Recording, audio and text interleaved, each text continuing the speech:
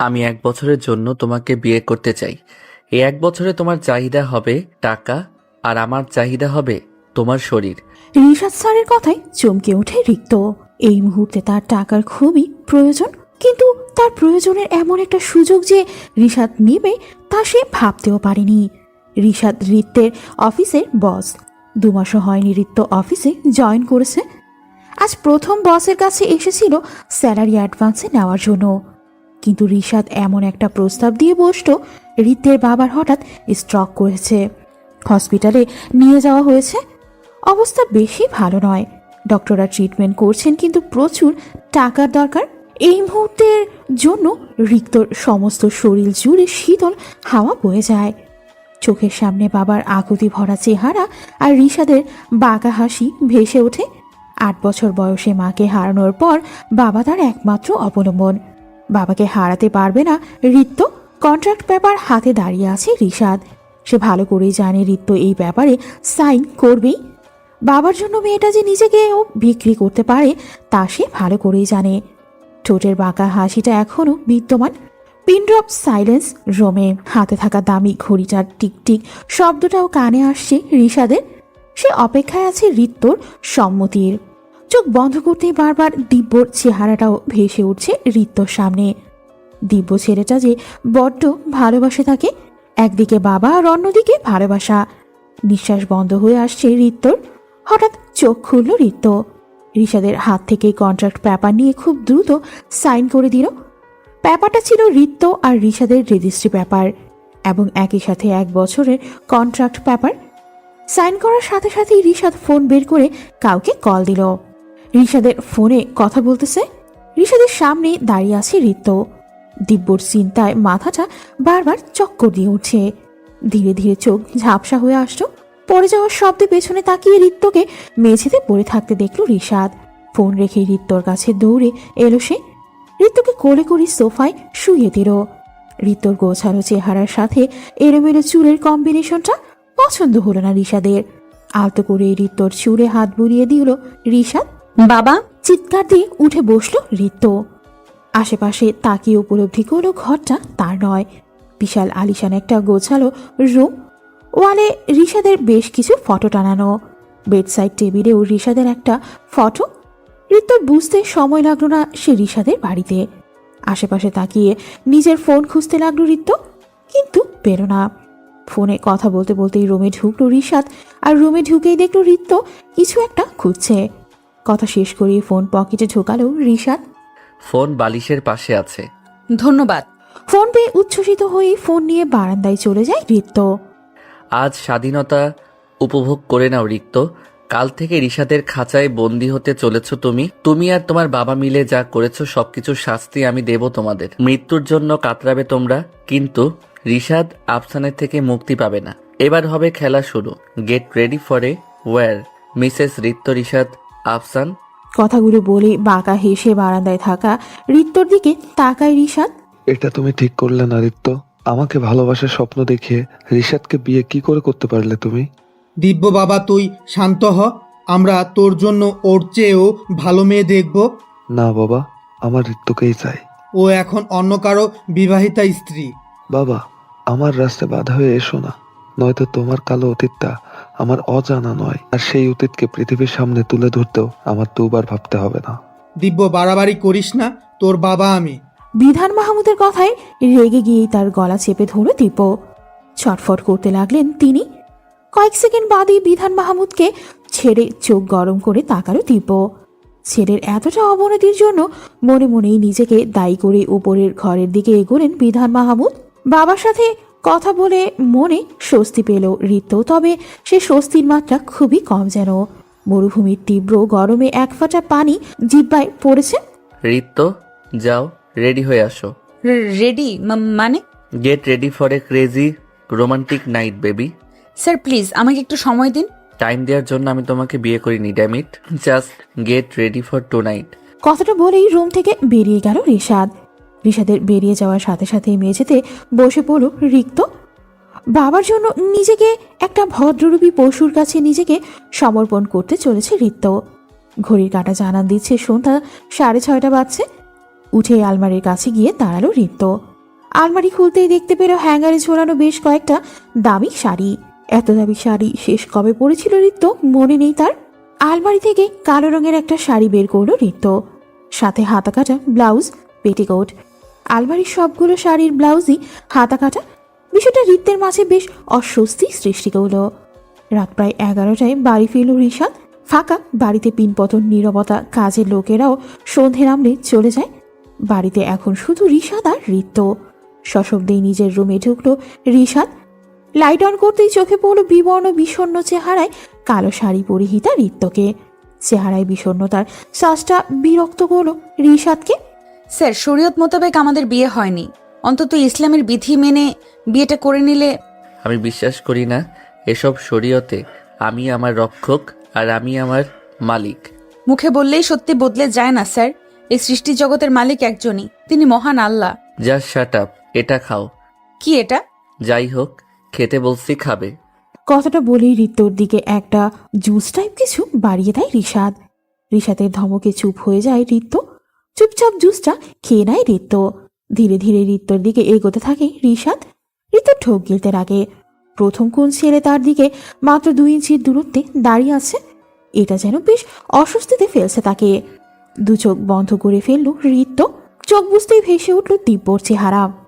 সাথে সাথে ঋষাদকে ধাক্কা দিয়ে দূরে সরাতে চাইল ঋত্য, কিন্তু পারল না। ধীরে ধীরে নিস্তেজ হয়ে জ্ঞান হারালো ঋত্য। ঋত্যকে কোলে করে বিছানায় শুইয়ে দিল ঋষাদ। ঋত্যর শাড়ি কাঁধের দিকে অনেকটা সরিয়ে দিল, ব্লাউজও খানিকটা ছেড়ে দিল। এরপর ক্লিপ দিয়ে ঋত্যর পেটে আঘাত করলো। মুহূর্তেই ঋত্যর ফর্সা পেট লাল হয়ে উঠল। একইভাবে ঋত্যর গলাতেও আঘাত করলো ঋষাদ। ঋত্যকে ছেড়ে এবার নিজের শার্টটা খুলল ঋষাদ। ঋত্যর নখ দিয়ে নিজের বুকে আঁচড় দিল। অতঃপর সেভাবেই ঋত্যকে বুকে নিয়ে কম্বল জড়িয়ে নিল। ঘুম থেকে উঠেই নিজেকে আপত্তিকর অবস্থায় ঋষাদের বুকে পেল ঋত্য। ঋষাদের উন্মুক্ত বুকে দম বন্ধ হয়ে আসছিল ঋত্যর, কিন্তু ঋষাদ এতটাই শক্ত করে ধরেছে যে ঋত্য ছাড়াতেও পারছে না। ঋষাদের বুকের দিকে তাকাতেই দেখতে পেল আঁচড়ের দাগ। চমকে উঠল ঋত্য। তার মানে রাতে আমরা কি করে করতে পারলাম আমি এটা? এতটাই চাহিদা আমার দিব্যকে ছেড়ে অন্য একটা ছেলের সাথে? ছি! কথাগুলো ভাবতেই চোখ থেকে পানি গড়াতে লাগলো ঋত্যর। টপাটপ করেই ঋষাদের বুকে পড়তে লাগলো ঋত্যর চোখের পানি। বুকের পানির স্পর্শ পেয়ে চোখ মেলে তাকালো ঋষাদ। চোখ মেলতেই দেখতে পেল ঋত্যর কান্নারত চেহারা। বাঁকা হেসে ঋষাদ বলল, রাতে আবেদনময়ী আর সকালে দেবদাসের পারু। আজব মেয়ে তো তুমি। ঋষাদের কথায় ঘৃণায় গা গুড়িয়ে আসে ঋত্যর। উঠে যেতে ধরে ঋষাদ কিন্তু ঋত্যকে বুকে চেপে ধরে। কিন্তু ঋত্যর কানে কানে বলে, শাড়িটা ঠিক করে বের হও। রাতে তো কেউ ছিল না। আমার সামনে খুললে অসুবিধা নাই, কিন্তু কাজের লোকদের সামনে এভাবে গেলে তারা তোমাকে আমার বউয়ের চেয়ে রক্ষিতার নজরে বেশি দেখবে। বলে ঋত্যকে ছেড়ে ওয়াশরুমের দিকে এগোয় ঋষাদ। আর ঋত্য ঘৃণার চোখে তাকিয়ে থাকে ঋষাদের দিকে। কতটা খারাপ হলে একজনের দুর্বলতার সুযোগ নিয়ে এভাবে খেলা যায়, অনুধাবন করার চেষ্টা করছে ঋত্য। আই ডোন্ট ওয়ান্ট না লিসেন এনিথিং। ওদের উপর নজর রাখো, আর কেউ যেন সন্দেহ না করে। ঋত্যকে ঋষাদের থেকে দূরে রাখার দায়িত্ব তোমার, আর ঋষাদের মনে ঋত্যর প্রতি সন্দেহ সৃষ্টি করার দায়িত্বটা আমার। খেলাটা শুরু করেছে ঋষাদ, কিন্তু শেষটা আমি করব। আমার পুনরাবৃত্ত হবে অতীতের সে অধ্যায়টা। Get ready for our Rishad Afsan. বাঁকা হেসে ফোনটা পকেটে ঢোকালো দিব্য। সরি দিব্য, আমি যা করেছি তা আমার বাধ্যবাধকতা। ওর সাথে বিছানায় শোয়াটাও বুঝি তোমার বাধ্যকতা? ঋত্যর কথার পিঠে কথা বলল দিব্য। দিব্যর এই কথায় আশ্চর্য হয়ে গেল ঋত্য। দিব্য কি করে জানলো তার আর ঋষাদের সম্পর্কের কথা, যেখানে সে নিজেই কিছু মনে করতে পারছে না। তুমি কি করে জানলে? ঋত্যর প্রশ্নে ভ্যাবাচাকা খেয়ে যায় দিব্য, তবে নিজেকে সামনে নিয়ে জোর গলায় বলে ওঠে, তোমার গলার দাগগুলো নিশ্চয়ই আপনা আপনি হয়নি। দিব্যর কথায় অস্বস্তিতে পড়ে ঋত্য। স্কার্ফ দিয়ে গলা ভালোভাবে ঢেকে নিয়ে বলে, আমি কি করতাম দিব্য? আব্বু অসুস্থ। তোমাকে এতবার ফোন দেওয়ার পরও তোমার ফোন সুইচ অফ বলছিল। I was just blind that moment. কিন্তু এই বিয়েটা স্রেফ একটা ঋতু কিছু বলতে যাবে, তার আগেই তার ফোন বেজে ওঠে। ফোনের স্ক্রিনে বস নামটা ভেসে উঠছে। নিজেকে শক্ত করে ফোনটা ধরে ঋত্য। ফোন ধরতেই অপর পাশ থেকে শুনতে পায়, হাউ ডেয়ার ইউ। তোমার সাহস হলো কি করে আমাকে না বলে বাড়ি থেকে বেড়ানোর? আমি 5 মিনিটের মধ্যে তোমাকে বাড়িতে দেখতে চাই। It's an order. ঋতুকে কিছু বলতে না দিয়ে ফোন কেটে দেয় রিশাদ। রিশাদের ধমকে বেশ ভয় পেয়েছে ঋতু, যদি তার বাবাকে কিছু করে ফেলে। দিব্যকে কোনো রকম বাই বলে এক প্রকার দৌড়ে ক্যাফে থেকে বেরিয়ে ক্যাবে উঠে বসে ঋতু। ক্যাফের চেয়ারটাতে ভ্রু কুচকে বসে রইল দিব্য। তার কৌতূহলী মন বলছে ঋতু এরপরে কিন্তু বলতে চাচ্ছিল, মূল্যবান কোনো তথ্য দিতে যাচ্ছিল। শিট বলে টেবিলে ঘুষা মারে দিব্য। কেন বেরিয়েছিলে without asking me? Sorry. To hell with your sorry. আজ থেকে তুমি জাস্ট অফিসে যাবে অ্যান্ড বাড়ি ফিরবে। প্রত্যেক শনিবার বাবার সাথে দেখা করতে পারবে। বাবাকে ভালো দেখতে চাইলে মেনটেন দিস রুলস। হাতে থাকা ব্লুটুথ কানে লাগিয়ে বরাবরের মতো বিছানায় বসে কথা বলতে বলতে বেরিয়ে গেল রিশাদ। রাগে মুখটা এতক্ষণ লাল হয়ে ছিল, নীল চোখ জোড়াও যেন মায়ার পরিবর্তে বিষাক্তের প্রতীক হয়েছিল। রিশাদের চোখের দিকে আর তাকালো না ঋত্য। রুমে গিয়ে অফিসের জন্য রেডি হতে লাগলো। আজ মনটা বড্ড খারাপ রাহাত আহমেদের। মেয়ে কত তাড়াতাড়ি পর হয়ে গেল তার। মেয়ের বিয়ে যেন প্রতিটা বাবার জন্য অভিশাপ। কয়েক ঘন্টা যাবৎ মেয়ের চেহারা না দেখায় মনটা উদ্বিগ্ন হয়ে আছে তার। তিনি ঠিক করে রেখেছেন হসপিটাল থেকে রিলিজ দেওয়া মাত্রই তিনি মেয়ের শ্বশুরবাড়ি গিয়ে মেয়েকে দেখে আসবেন। প্রতিটা বাবার কাছেই মেয়ে মানে ভালোবাসার সবচেয়ে বিশাল স্থান। মেয়ের চেয়ে বেশি ভালো কেউ বাসতে পারে না বাবাকে। তাই হয়তো বাবার জন্য এত বড় আত্মত্যাগ করতে বেশি ভাবতে পারেনি ঋতু। অফিসে আমাদের বিয়ে সম্পর্কে কেউ জানে না, সো তুমি অফিসের একজন অর্ডিনারি স্টাফ ছিলে, আর সেটাই থাকবে। যাও, এই ফাইলগুলো কমপ্লিট করে নিয়ে আসো, আর আমার পিএ আসিফকে রুমে পাঠাও। Okay sir. ফাইলগুলো হাতে নিয়ে নিজের ডেস্কে চলে গেল ঋতু, আর আসিফকেও রিশাদের কাছে পাঠিয়ে দিল। আসিফ, আজকের সবগুলো মিটিং ক্যান্সেল করে দাও। কেন sir, anything wrong? No, everything is fine, but আমি আজ দুপুরে অফিসে থাকবো না, বিকালে আসবো। ততক্ষণে মিস রিক্তকে সব কাজ কমপ্লিট করে আমার কেবিনে সাবমিট করতে বলবে। Okay sir. আসিফকে সব বুঝিয়ে দিয়ে অফিস থেকে বেরিয়ে যায় রিশাদ। অফিস থেকে বেরিয়েই হুডি সহ কালো জ্যাকেটে নিজেকে জড়িয়ে নেয়। নিজের গাড়ি নেওয়াটা ভুলটা করে না। একটা শোরুম থেকে অতিরিক্ত টাকা দিয়ে একটা বাইক কিনে ডকুমেন্টস ছাড়া বাইকটা নিয়েই নিজের কাজে লেগে পড়ে রিশাদ। প্রথমে যায় হেলথ কেয়ার হসপিটালে, যেখানে রিক্তর বাবা রাহাত আহমেদকে রাখা হয়েছে। রাহাত আহমেদের ডক্টরের সাথে কথা বলে তার সম্পর্কে বেশ কিছু ইনফরমেশন কালেক্ট করে। হসপিটাল থেকে বের হওয়ার সময় রাহাত আহমেদকে চোখে পড়েছিল রিশাদের। লোকটাকে দেখেই রিশাদের কপালের রং ফুলে ওঠে। মন চাচ্ছিল যেন এক্ষুনি লোকটাকে জ্যান্ত কবর দিয়ে দিতে, কিন্তু নিজেকে শান্ত করে। রাহাত আহমেদের চোখের অগোচরেই হসপিটাল থেকে বেরিয়ে আসে রিশাদ। হসপিটাল থেকে বেরিয়ে রিশাদ নিজের বাড়িতে গেল। কাজের লোক সুধাকে বলল 1 কাপ কফি বানিয়ে দিতে। বলেই রুমে ঢুকলো রিশাদ। ক্যাফে থেকে বেরিয়ে একটা বারে এসে বসে দিব্য। ওয়েটারকে ড্রিঙ্ক সার্ভ করতে বলে একটা টেবিলে হেলান দিয়ে বসে রইল। ওয়েটার ড্রিঙ্ক রেখে যেতেই ঠকঠক করে গিলল দিব্য। হঠাৎ তার পাশে কেউ একজন এসে বসল। চোখ তুলে তাকাতেই চমকে উঠল দিব্য। রিশাদ এসে বসেছে তার সামনে। হাতে থাকা ছুরিটা দিব্যর পেটে ধরেছে রিশাদ। মাথা কাজ করা বন্ধ করে দিয়েছে দিব্যর। জোরে চিৎকার দিয়ে ওঠে দিব্য। আশেপাশে তাকিয়ে দেখে কেউ নেই। ফোন বের করে দিব্য। হ্যালো, রিশাদ এখন কোথায়? উনি তো ওনার রুমে বস। ভালো করে চেক করো। উনি তো ওনার রুমে, উনি রুমে বসে ল্যাপটপ দেখছেন। ওহো, ওকে। চিন্তিত কণ্ঠে কথাটা বলে ফোন রাখে দিব্য এবং পুনরায় ড্রিঙ্ক করতে শুরু করে। দিব্য, এ তো সবে শুরু। খেলার সমাপ্তি আসতে আসতে খেলার মতো অবস্থাতেই থাকবে না তুমি। কত বোকা স্পাই লাগিয়েছ আমার পিছনে, যে রিয়েল আর গ্রাফিক্সের পার্থক্য বোঝে না। হুডি দিয়ে মুখ ঢেকে বার থেকে বের হয় রিশাদ। বাইকটা নিজের সিক্রেট হাউস আউটে রেখে জ্যাকেট খুলে রেখেই পেছনের গেট দিয়েই বাড়িতে ঢুকলো এবং ফর্মাল ড্রেসেই সবার সামনে দিয়ে অফিসে গেল। অফিসে ঢুকেই প্রথমে আসিফকে ডেকে বলল ঋত্যকে ডাকতে। ঋত্য ফাইলগুলো নিয়ে রুমে ঢুকলো। রিশাদ ফাইল চেক করতে করতে বলল, চেক বললে ভুল হবে, মূলত একটা ভুল খুঁজতে লাগলো। হঠাৎ একটা ফাইলে কিছু চেঞ্জ দেখে ভ্রু কুচকাল রিশাদ। এই প্রজেক্টের বাজেট আগেরটা কেটে এটা কেন করা হয়েছে? স্যার, এটা ছোট একটা প্রজেক্ট, এর জন্য এতটা বাজেট রাখার কোনো আবশ্যকতা আমি দেখছি না, তাই বাজেটটা কমিয়ে। Who the hell are you? কোম্পানির বাজেট ডিসাইড করার তুমি কে? আমি কারেকশন করতে দিয়েছিলাম, চেঞ্জ করতে না। স্যার, আমি তো কোম্পানির ভালো। কোম্পানির ভালোর জন্য আমি আছি, তোমাকে ভাবতে হবে না। জাস্ট গেট লস্ট অ্যান্ড এটা কারেক্ট করে নিয়ে আসো। ফাইলগুলো রিক্তর দিকে ছুঁড়ে মারল রিশাদ। ফাইলগুলো তুলে নিয়ে নিজের ডেস্কে বসলো রিত্ত। সবাই অবাক চোখে তাকিয়ে আছে রিত্তর দিকে। রিশাদ কোনোদিন কারো উপর চিৎকার করা তো দূর, উচ্চস্বরে কথা অবধি বলেনি।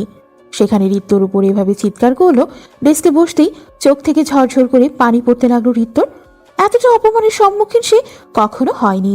রিশাদ এতটা খারাপ ব্যবহার করবে সে ভাবেইনি। চোখের পানিতে ফাইল ভিজে যেতে লাগলো, তবুও কাজ করছে রিত্ত।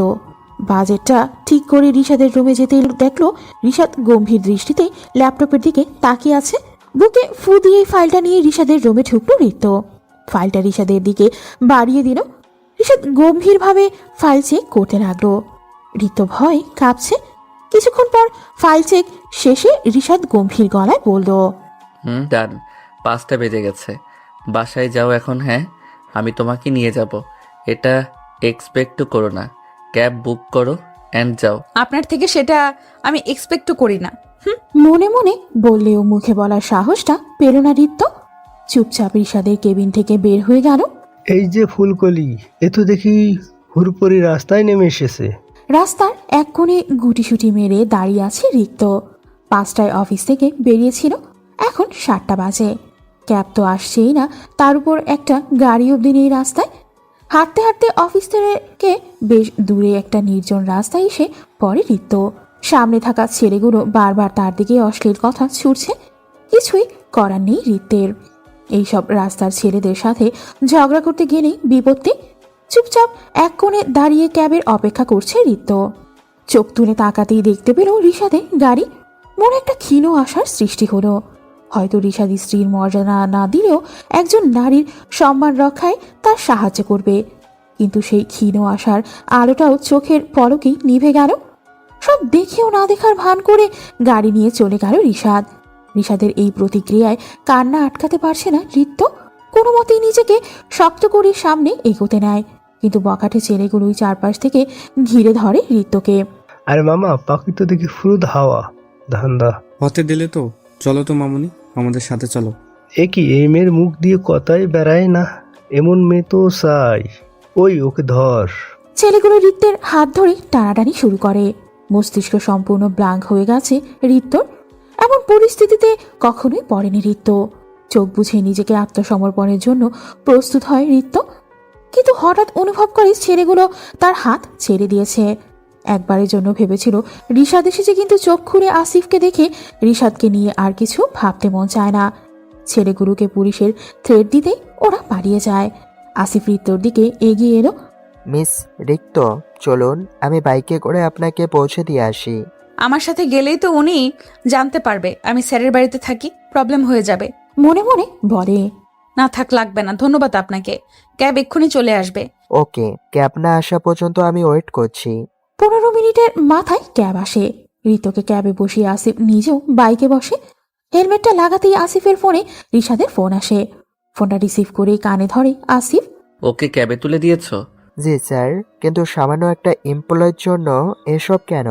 ও একটা মেয়ে, তারপর একজন এমপ্লয়ি। কিন্তু স্যার, আপনিও তো বাঁচাতে পারতেন। বেশি কথা বাদ দাও, বাড়ি যাও অ্যান্ড কাল টাইমলি অফিসে আসবে। Okay sir. ফোন রেখে মুচকি হাসি রিশাদ। রিত্তর চেহারায় দেখা ভয়টা প্রতি মুহূর্ত থাকবে ওর চেহারায়। আজ তো সবে শুরু, ছেলেগুলোকে ওদের পেমেন্টটা দিতে হবে। তবে এই ছেলেগুলো ওভার অ্যাক্টিং করেছে। রিত্ত কাঁদছিল। এনিওয়ে, রিত্তর যা হয় হোক, আই ডোন্ট কেয়ার। একা একাই বকবক করছে রিশাদ। বাড়িতে ঢুকতেই বরাবরের মতোই নীরবতা অনুভব করে রিশাদ। এই নিস্তব্ধ পরিবেশটা বেশ উপভোগ করে রিশাদ। টাইটা লুজ করতে করতেই সিঁড়ি দিয়ে উপরে ওঠে সে। সামান্যতম দায়িত্ববোধও কি এক্সপেক্ট করতে পারি না আপনার থেকে? ওয়াইফ হিসেবে না হোক, একটা মেয়ে হিসেবে তো আমাকে বাঁচাতে পারতেন, কিন্তু না, আপনি তো দেখেও না দেখার ভান করলেন। এতটা খারাপ যে মানুষ হয় তা আপনাকে না দেখলে জানতাম না। অবশ্য আপনাকে তো মানুষ বলাও যায় না। যে ব্যক্তি সৃষ্টিকর্তাকে বিশ্বাস করে না সে মানুষ হতেই পারে না। আপনি একটা জড় বস্তু, যার কোনো অনুভূতি শক্তিই নেই। একটা রাস্তার কুকুরকে কাতরাতে দেখলেও মানুষের মনে দয়া হয়, আর সেখানে আমি মাঝ রাস্তায় কাঁদছিলাম, তাও আপনার দয়া হয়নি? এতটাই নিষ্ঠুরতা আপনার মাঝে। চিৎকার করে এক নাগারে কথাগুলো বলে ফেলল ঋত্য। টেবিলে থাকা পানির গ্লাসটা ঋত্যর দিকে বাড়িয়ে দিয়ে রিশাদ বলল, এই সমস্ত ফ্রাস্ট্রেশন আমার উপর না ছেড়ে যদি এখান থেকে দুটো লাইনও চিৎকার করে ওই ছেলেগুলোর উপর ঝাড়তে, তাহলে রাস্তায় দাঁড়িয়ে কাঁদতে হতো না। তোমরা মেয়েরা নিজেদের দুর্বল দেখাও বলেই তোমাদের দুর্বল ভাবা হয়। যেখানে তুমি নিজে আত্মসমর্পণ করেছিলে সেখানে তোমাকে বাঁচানোর আমিকে। অ্যান্ড লিসেন, নেক্সট টাইম থেকে রিশাদ আফসানের সাথে উঁচু গলায় কথা বলার আগে নিজের বাবার অবস্থা ভেবে নিও। রিশাদের কথার বিপরীতে কিছু বলার মতো খুঁজে পায় না ঋত্য। প্রতি মুহূর্তে অপমান করে থ্রেট করে চলেছে ছেলেটা তাকে। কোনোভাবে এই একটা বছর কেটে গেলেই হয়। রিশাদের খবর কি? বস, রিশাদ রাতে কাউকেই বাড়িতে রাখে না, যা জানা সকালে জানতে পারবো। রিক্ত আর রিশাদের মধ্যে সত্যি কি কিছু হয়েছে? হ্যাঁ বস, আমি নিজের চোখে সকালে দেখেছি রিক্ত আর রিশাদের অবস্থা দুজনে। হয়েছে, থাক, অত রসিয়ে বলতে হবে না। যা কাজ দিছি সেটা কর। ফোন কেটে দিতেই বিধান মাহমুদ দিব্যর ঘরে ঢোকে। দিব্য চোখ বন্ধ করে রকিং চেয়ারে হেলান দিয়ে বসেছিল। দেব্য শুন, রিক্তর চিন্তা তুই বাদ দে, ও এখন বিবাহিত। আমি ওর জন্য এত কিছু করেছি আর তুমি বলছো সব বাদ দিতে? আমাকে এসব শেখাচ্ছ?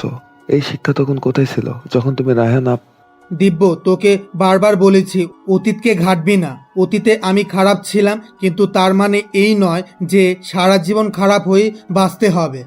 আমি রিক্তকে বিয়ে করবই, অ্যান্ড দ্যাটস মাই অবসেশন। ভালোবাসায় জেদের কোনো স্থান নেই দিব্য। একদিন বুঝবি সেটা, কিন্তু তখন হয়তো পরিস্থিতির হাতে বাইরে থাকবে। জাস্ট লিভ মি অ্যালোন বাবা। বিধান মাহমুদ বেরিয়ে যেতেই দু হাতে মাথা চেপে ধরে দিব্য। বারবার চোখের সামনে ভেসে ওঠে ঋত্যর মুখটা। ঋত্যর চোখ জোড়া, ঋত্যর সাথে কথা বলার জন্য সারাক্ষণ ছটফট করা, কিন্তু কথা বলার সাহস না পাওয়া শৈশবটা। এসব ছিল সুমধুর স্মৃতি, কিন্তু এরপরে যে স্মৃতিতে যুক্ত হয় তিক্ততা, তিক্তময় অতীতের প্রতিদানে ঋত্যকে পেয়েও যেন হারাতে বসেছে দিব্য।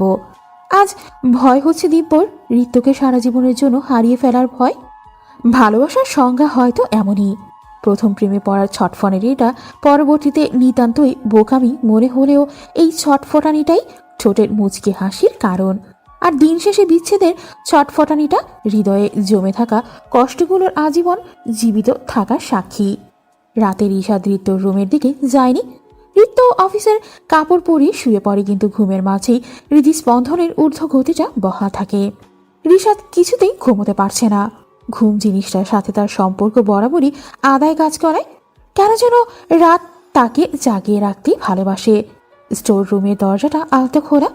ভেতরে রিশাদ দাঁড়িয়ে আছে একটা ফটো ফ্রেমের সামনে। ফটো ফ্রেমটাতে 3টে পরিবার একসাথে দেখা যাচ্ছে। রিশাদের বাবা মা বাদে অপর 2 ফ্যামিলি, সবার মুখ রেড মার্কার দিয়ে আঁকা টার্গেট বৃত্তের মাঝে। নিষ্ঠুর দৃষ্টিতে তাদের দিকে তাকিয়ে আছে রিশাদ। কষ্ট কি তোমরা খুব শীঘ্রই বুঝবে। তিলে তিলে কষ্ট দিয়ে মারবো তোমাদের। আমার বাবা মার শরীর থেকে ঝরা প্রতি ফোঁটা রক্তের হিসাব নেব আমি তোমাদের থেকে। আমার নেক্সট টার্গেট তুমি, বিধান মাহমুদ। ঠোঁটের কোণে অদ্ভুত এক হাসি ফুটে ওঠে রিশাদের। এই হাসিটা প্রতিশোধের এক নির্মম খেলা শুরুর হাসি এটা। আচমকাই দরজার পাশে থাকা ফ্লাওয়ার বাস পড়ার শব্দ পেল রিশাদ। চমকে দরজার দিকে তাকালো সে। বাড়িতে তো রিক্ত ছাড়া কেউ নেই। তবে কি রিক্ত ছিল? রিক্ত সব শুনে ফেললো না তো? ও সব জেনে গেলে সব খেলা নষ্ট হয়ে যাবে আমার। রিশাদ স্যার এই সময় স্টোর রুমে কি করছিলেন? সারা ফুলদানি ভাঙার আর সময় পেল না। স্যার কি আমাকে দেখে ফেললো? ইয়া মাবুদ, রক্ষা করো। তাড়াতাড়ি কাঁথা মুড়ি দিয়ে শুয়ে পড়ে ঋত্য। ভয়ে হাত পা কাঁপছে তার। কেন যে এই রাতের বেলা পানি খেতে উঠেছিল ভেবেই নিজেকে দোষারোপ করতে লাগলো। আর উঠেছে তো উঠেছে, স্টোর রুমের দিকে যাওয়ার কি দরকার ছিল? নিজের উপর মেজাজ খারাপ করে দাঁত দিয়ে নখ কামড়াচ্ছে ঋত্য। রিশাদ ঋত্যর রুমে এসে দেখলো লাইট অফ, আর ঋত্য কাঁথা মুড়ি দিয়ে শুয়ে আছে। রিশাদ আর বেশি কিছু না ভেবে গেস্ট রুমের দিকে গেল, তবে নিজেকে কিছুতেই স্থির করতে পারল না। রিক্ত কি আদৌ এসেছিল আমার রুমে, নাকি আমি বেশি ভাবছি? না, এই মেয়ের উপর নজর রাখতেই হবে। অতীতের ভুলটা আর করা যাবে না। খেলাটা আমাকে জিততেই হবে। পকেটে হাত ঢুকিয়ে ভাবতে থাকে রিশাদ। স্যার আজ অফিসে ইম্পর্টেন্ট মিটিং আছে, দিব্য স্যার তো আসবে না বলেছে, আপনি যদি আসতেন। মিটিংটা কি খুবই জরুরি? জি স্যার। ঠিক আছে, আমি আসছি। ফোন রেখে অফিসে যাওয়ার জন্য রেডি হতে লাগেন বিধান মাহমুদ। একটা সময় টাকার পেছনে কত ছুটেছেন, অথচ এখন সেই টাকাকেই দুচোখে সহ্য করতে পারে না। স্যার, বিধান মাহমুদ অফিসে যাওয়ার জন্য রেডি হচ্ছে। অপর পাশ থেকে তথ্যটা পেতে বাঁকা হেসে ফোন রাখলো রিশাদ। এর অপেক্ষাতেই তো সে ছিল। অফিসে ঢুকে সবার আড়ালে বের হয়ে যায় রিশাদ, ঋতুকে পূর্বের মতোই এক গাদা কাজ চাপিয়ে। বিধান মাহমুদ আজ একাই ড্রাইভ করছেন, ড্রাইভার সাথে নেননি। অদ্ভুত একটা চিন্তা ভেতর থেকে ঘিরে ধরে রেখেছে তাকে। রিশাদ গতকালকের বাইক নিয়ে বিধান মাহমুদকে ফলো করছে। উদ্দেশ্য ভয়ানক, তবে যদি তা সফল হয় তবে। তোর মৃত্যু আজ নিশ্চিত বিধান মাহমুদ, আর সেটাও আমার হাতে। বিধান মাহমুদের গাড়ির ঠিক পেছনে রিশাদের বাইক। পকেটে থাকা পেট্রোল ভরা কাচের বোতলটা বিধান মাহমুদের গাড়ির পেছনের কাছে মারে রিশাদ। সাথে সাথেই কাচ ভেঙে পেট্রোল পড়ে গাড়িতে। আচমকা এমন ঘটনায় বিধান মাহমুদ চমকে যান। বুকে চিনচিন ব্যথা অনুভূত হয় তার। গাড়ির সাইডের মিররে তিনি দেখতে পেলেন বাইকে করে কেউ তাকে ফলো করছে। চিন্তাটা আরো বেড়ে গেল বিধান মাহমুদের। গাড়ির স্পিড বাড়িয়ে দিলেন তিনি। বিধান মাহমুদকে গাড়ির স্পিড বাড়াতে দেখেই রিশাদ বুঝতে পারল বিধান মাহমুদ বুঝতে পেরেছে কেউ তাকে ফলো করছে। এই ভয়টাই তো পাওয়াতে চাচ্ছিল সে তাকে। আজ শেষ দিন বিধান মাহমুদের বলে এক হাত দিয়ে লাইটারটা ধরায় রিশাদ। লাইটারটা ছুটতে নিয়ে বুঝতে পারে সামনে রেল ক্রসিং আসছে। বিধান মাহমুদের গাড়ি পার হতেই শাটার ডাউন করা হলো। রিশাদ আর বিধান মাহমুদকে ফলো করতে পারল না। শীঘ্রই রিশাদের চোখের অগোচরে চলে গেল বিধান মাহমুদ। শিট। বিরক্ত হয়ে কথাটা বলল রিশাদ। প্ল্যান ভেস্তে যাওয়ার তার মেজাজ এখন তুঙ্গে।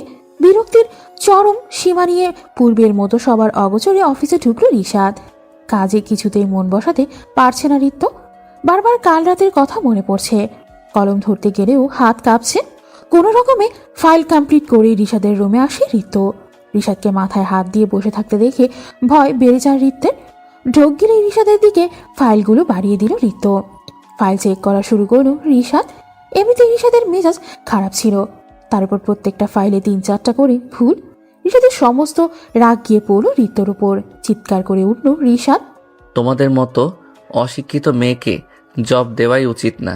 একটা ফাইলে এত ভুল, এটা কি খেলা পেয়েছো? কাজ না করতে পারলে কাজে এসেছো কেন? Get lost stupid girl. মাথা নিচু করে চুপচাপ কথাগুলো হজম করে ফাইলগুলো নিয়ে নিজের ডেস্কে বসল ঋত্য। কেন এত রাগ স্যারের আমার উপরে? ভুল তো হতেই পারে, প্রতি মুহূর্তে আমার উপর চিৎকার না করে থাকতেই পারে না। ন্যূনতম রেসপেক্টও কি আমি ডিজার্ভ করি না তার থেকে? এতটাই খারাপ আমি? চোখের জল বাদ মানছে না ঋত্যর। সবাই আজও বাঁকা চোখে তাকিয়ে আছে ঋত্যর দিকে। আসিফের খুব খারাপ লাগছে ঋত্যর শোনো।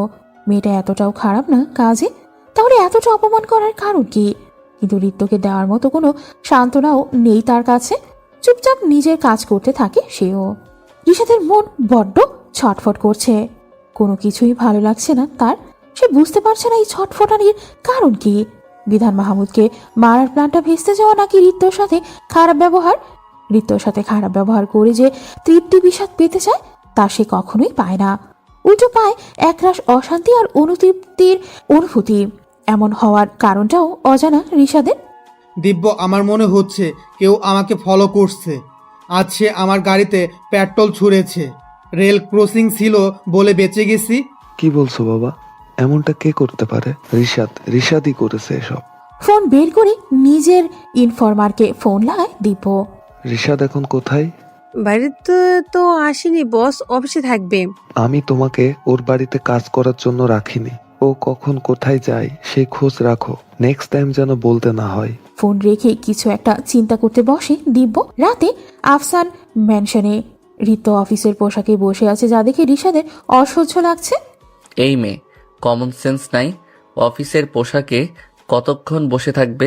যাও ড্রেস চেঞ্জ করো। আসলে স্যার, আমার কয়েকটা ড্রেস কিনতে হবে। কেন? তোমার আলমারি ভর্তি শাড়ি আছে তো। ওসব পরতে আমার অস্বস্তি হয়। ও হওয়ারই কথা। এত দামি শাড়ি আগে কখনো পরনি তো। দামের চেয়ে বড় স্বস্তি। আপনার কেনা শাড়িগুলোর একটাতেও আমি স্বস্তি খুঁজে পাই না, বুঝেছেন? যেসব ওখানে আছে তুমি সেগুলোই পরবে, দ্যাটস ফাইনাল। আমি অফিসের ড্রেস পরেই ঘুমাবো, তাও ওগুলো পরবো না। সাহস খুব বেড়েছে না? ঋতুর দিকে এগোতে থাকে রিশাদ। ঋতু ভয়ে পেছাতে থাকে। উল্টো দিকে হাঁটতে হাঁটতেই হঠাৎ সিঁড়ির সাথে ধাক্কা খেয়ে নিচে পড়ে যায়। বাঁকা হেসে ঋতুর মুখের কাছে মুখ নিয়ে আসে রিশাদ। ঋতু হা হয়ে তাকিয়ে আছে। আচমকা ঋতুর জামার চেন খুলে দেয় রিশাদ। চমকে রিশাদকে ধাক্কা দিয়ে দূরে সরিয়ে দেয় ঋতু। রিশাদ আগের মতোই বাঁকা হেসে বলে, এখন কি একা চেঞ্জ করবে নাকি আরো হেল্প করব? পিঠে হাত দিয়ে চেনটা লাগিয়ে মনে মনে রিশাদকে গালাগাল দিতে দিতে রুমের দিকে যায় ঋতু। আজ আমার আদরের মেয়ে আমার থেকে দূরে। এসব আমার পাপের ফল। কারো ক্ষতি করে যে কখনো মাপ পাওয়া যায় না তা আমি বেশ ভালোভাবে বুঝতে পারছি। জানি না কবে রিলিজ হব এখান থেকে। অনুতপ্ত কণ্ঠে কথাগুলো বলে জানালার দিকে তাকালেন রাহাত আহমেদ। চোখ বন্ধ করতে বারবার তার চোখের সামনে ভেসে উঠছে মেঝেতে পড়ে থাকা রক্তাক্ত দুটো লাশ। পাশে দাঁড়িয়ে অট্টহাসি হাসছেন তিনি। ছটফট করতে করতে চোখ খুলেন রাহাত আহমেদ। স্বপ্নটা আজকাল তাকে পাগল করে রেখেছে।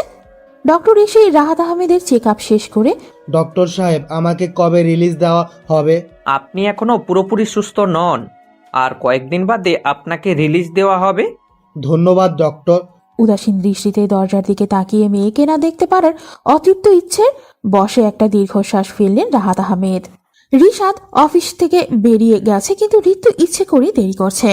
রিশাদ বেরোতেই ঋতু অফিসে ফোন দিয়ে সিক লিভ নেয়। যদিও সে অসুস্থ নয়, কিন্তু রিশাদের সত্যি জানতে এই মিথ্যাটা তার বলার দরকার ছিল। স্টোর রুমের সেই ফ্রেমটার সামনে দাঁড়িয়ে আছে ঋতু। ছবির মানুষগুলোকে চিনতে তার একটুও সময় লাগেনি, কিন্তু চেনার পর থেকে অজানা আতঙ্কে বারবার কেঁপে উঠছে ঋতু। অতীত কি তবে সত্যি আমার পিছু ছাড়লো না? চিন্তিত কণ্ঠ ঋতুর। ফ্ল্যাশব্যাক। রিশাদের বাবা রাহিদ আফসান, মা রেহেনা আফসান। রিশাদের পরিবারের সাথে বেশ ভালো বন্ধুত্ব ছিল। ঋতু পরিবারের ঋতুর মা ছিল না। বাবা রাহাত আহমেদও আর্থিকভাবে সচ্ছল ছিলেন না। অনেক কষ্টে ঋতুকে বড় করেছিলেন তিনি। হঠাৎ একদিন রাহিদ আফসান রাহাত আহমেদকে নিজের বিজনেস পার্টনার করে নেন। ঠিক সেদিন থেকে রাগে পুড়তে থাকে রাহাত আহমেদের প্রাণপ্রিয় বন্ধু বিধান মাহমুদ। বন্ধুর সাফল্য সহ্য হয় না তার। নানাভাবেই রাহাত আহমেদকে প্ররোচিত করতে থাকে সে। সেই সময় রিশাদ, ঋতু এবং দিব্য খুব ভালো বন্ধু ছিল। ঋতু বরাবরই রিশাদকে পছন্দ করতো, তবে তখন তারা খুবই ছোট, সবে ওয়ানে পড়তো। রিশাদ ঋতুকে পাত্তা দিত না। দিব্য আবার ঋতুর জন্য পাগল ছিল। একটা সময় রিশাদের থেকে পাত্তা না পেয়ে সবসময় দিব্যর সাথে থাকতে শুরু করে ঋতু। বিধান মাহমুদ রাহাত আহমেদকে রাহিদ আফসানকে মারার জন্য তৈরি করে। সম্পত্তির লোভে একটা ভয়ঙ্কর খেলার সূচনা হয়। রিশাদের চোখের সামনে তার বাবা মাকে ছুরির আঘাতে রক্তাক্ত করা হয়। বাবা মাকে বাঁচাতে চিৎকার করে ছুটতে থাকে রিশাদ। দিব্য ঋতুকে বোঝায় এই সুযোগে রিশাদের উপর প্রতিশোধ নেয়ার। ও তোকে পাত্তা দেয় না, যা ওকে ধাক্কা দে। শিশুমন ঋতুর দিব্যর কথার বশে চলে আসে সে। রাস্তার মাঝে রিশাদকে ধাক্কা দিয়ে ফেলে। সামনে থেকে আসা গাড়িটার সাথে ধাক্কা লেগে পড়ে যায় রিশাদ। রিশাদের আঘাত পাওয়ার আনন্দ পায় ঋতু। দুজন ফিরে আসে বাড়িতে। রিশাদ মারা যায়নি সেদিন। গাড়ির মালিক তাকে বাড়িতে এনে নিজ সন্তানের মর্যাদা দেয়, বড় করে তোলে। সেই থেকেই রিশাদের মনে জ্বলছে প্রতিশোধের আগুন। যে টাকার জন্য রাহাত আহমেদ এত কিছু করেছে, ইনভেস্ট করে তার সমস্তটাই হারিয়েছেন তিনি। রিশাদ অফিসে যেতেই জানতে পারল ঋতু অফিসে আসেনি। রিশাদের সন্দেহ আরো গভীর হলো যে সে রাতে ঋতুই ছিল দরজার পাশে। আর সেই সত্যটা জানতে ঋতু আজ অফিসে আসেনি। অফিস থেকে দ্রুত বেরিয়ে যায় রিশাদ। ঋতু এখন স্টোর রুমের মেঝেতেই বসে আছে। সে এখনো বিশ্বাস করতে পারছে না এই রিশাদই তার ছোটবেলার ভালো লাগা ছিল। কিন্তু রিশাদের সাথে সে যা করেছে তার কোনো ক্ষমা নেই। বড় হয়ে দিব্যকে সারা জীবন পাশে পেয়ে, দিব্যর ভালোবাসা পেয়ে সে রিশাদকে ভুলতে বসেছিল। রিশাদ বাড়িতে ঢুকে প্রথমে স্টোর রুমে ঢুকলো এবং যা এক্সপেক্ট করেছিল তাই। ঋতু স্টোর রুমের মেঝেতে বসে আছে। রাগে রিশাদের চোখ লাল হয়ে আসে। রাগে ঋতুর চুলের মুঠি ধরে টেনে এনে ফ্লোরে ছুঁড়ে মারে রিশাদ। আচমকা এমন করায় ভ্যাবাচাকা খেয়ে যায় ঋতু, তবে নিজেকে সামলানোর চেষ্টা করে কিন্তু পারে না। রিশাদ ঋতুকে ফ্লোর থেকে টেনে তুলে সিঁড়ির দিকে ছুঁড়ে মারে। ঋতু যে ব্যথা পাচ্ছে সেদিকে কোনো খেয়াল নেই রিশাদের। সিঁড়ির সাথে ধাক্কা খেয়ে পড়ে যায় ঋতু, কিন্তু রিশাদ এগিয়ে এসে দেখেও না। ঋতুকে সম্পূর্ণ উপেক্ষা করে সিঁড়ি দিয়ে উপরে উঠে যায় রিশাদ। রিশাদের এতটা অবহেলা আর নিষ্ঠুরতা দেখে চোখে পানি আসে ঋতুর, কিন্তু এটাকে নিজের নিয়তি ভেবেই চুপচাপ উঠে রুমের দিকে চলে যায় ঋতু।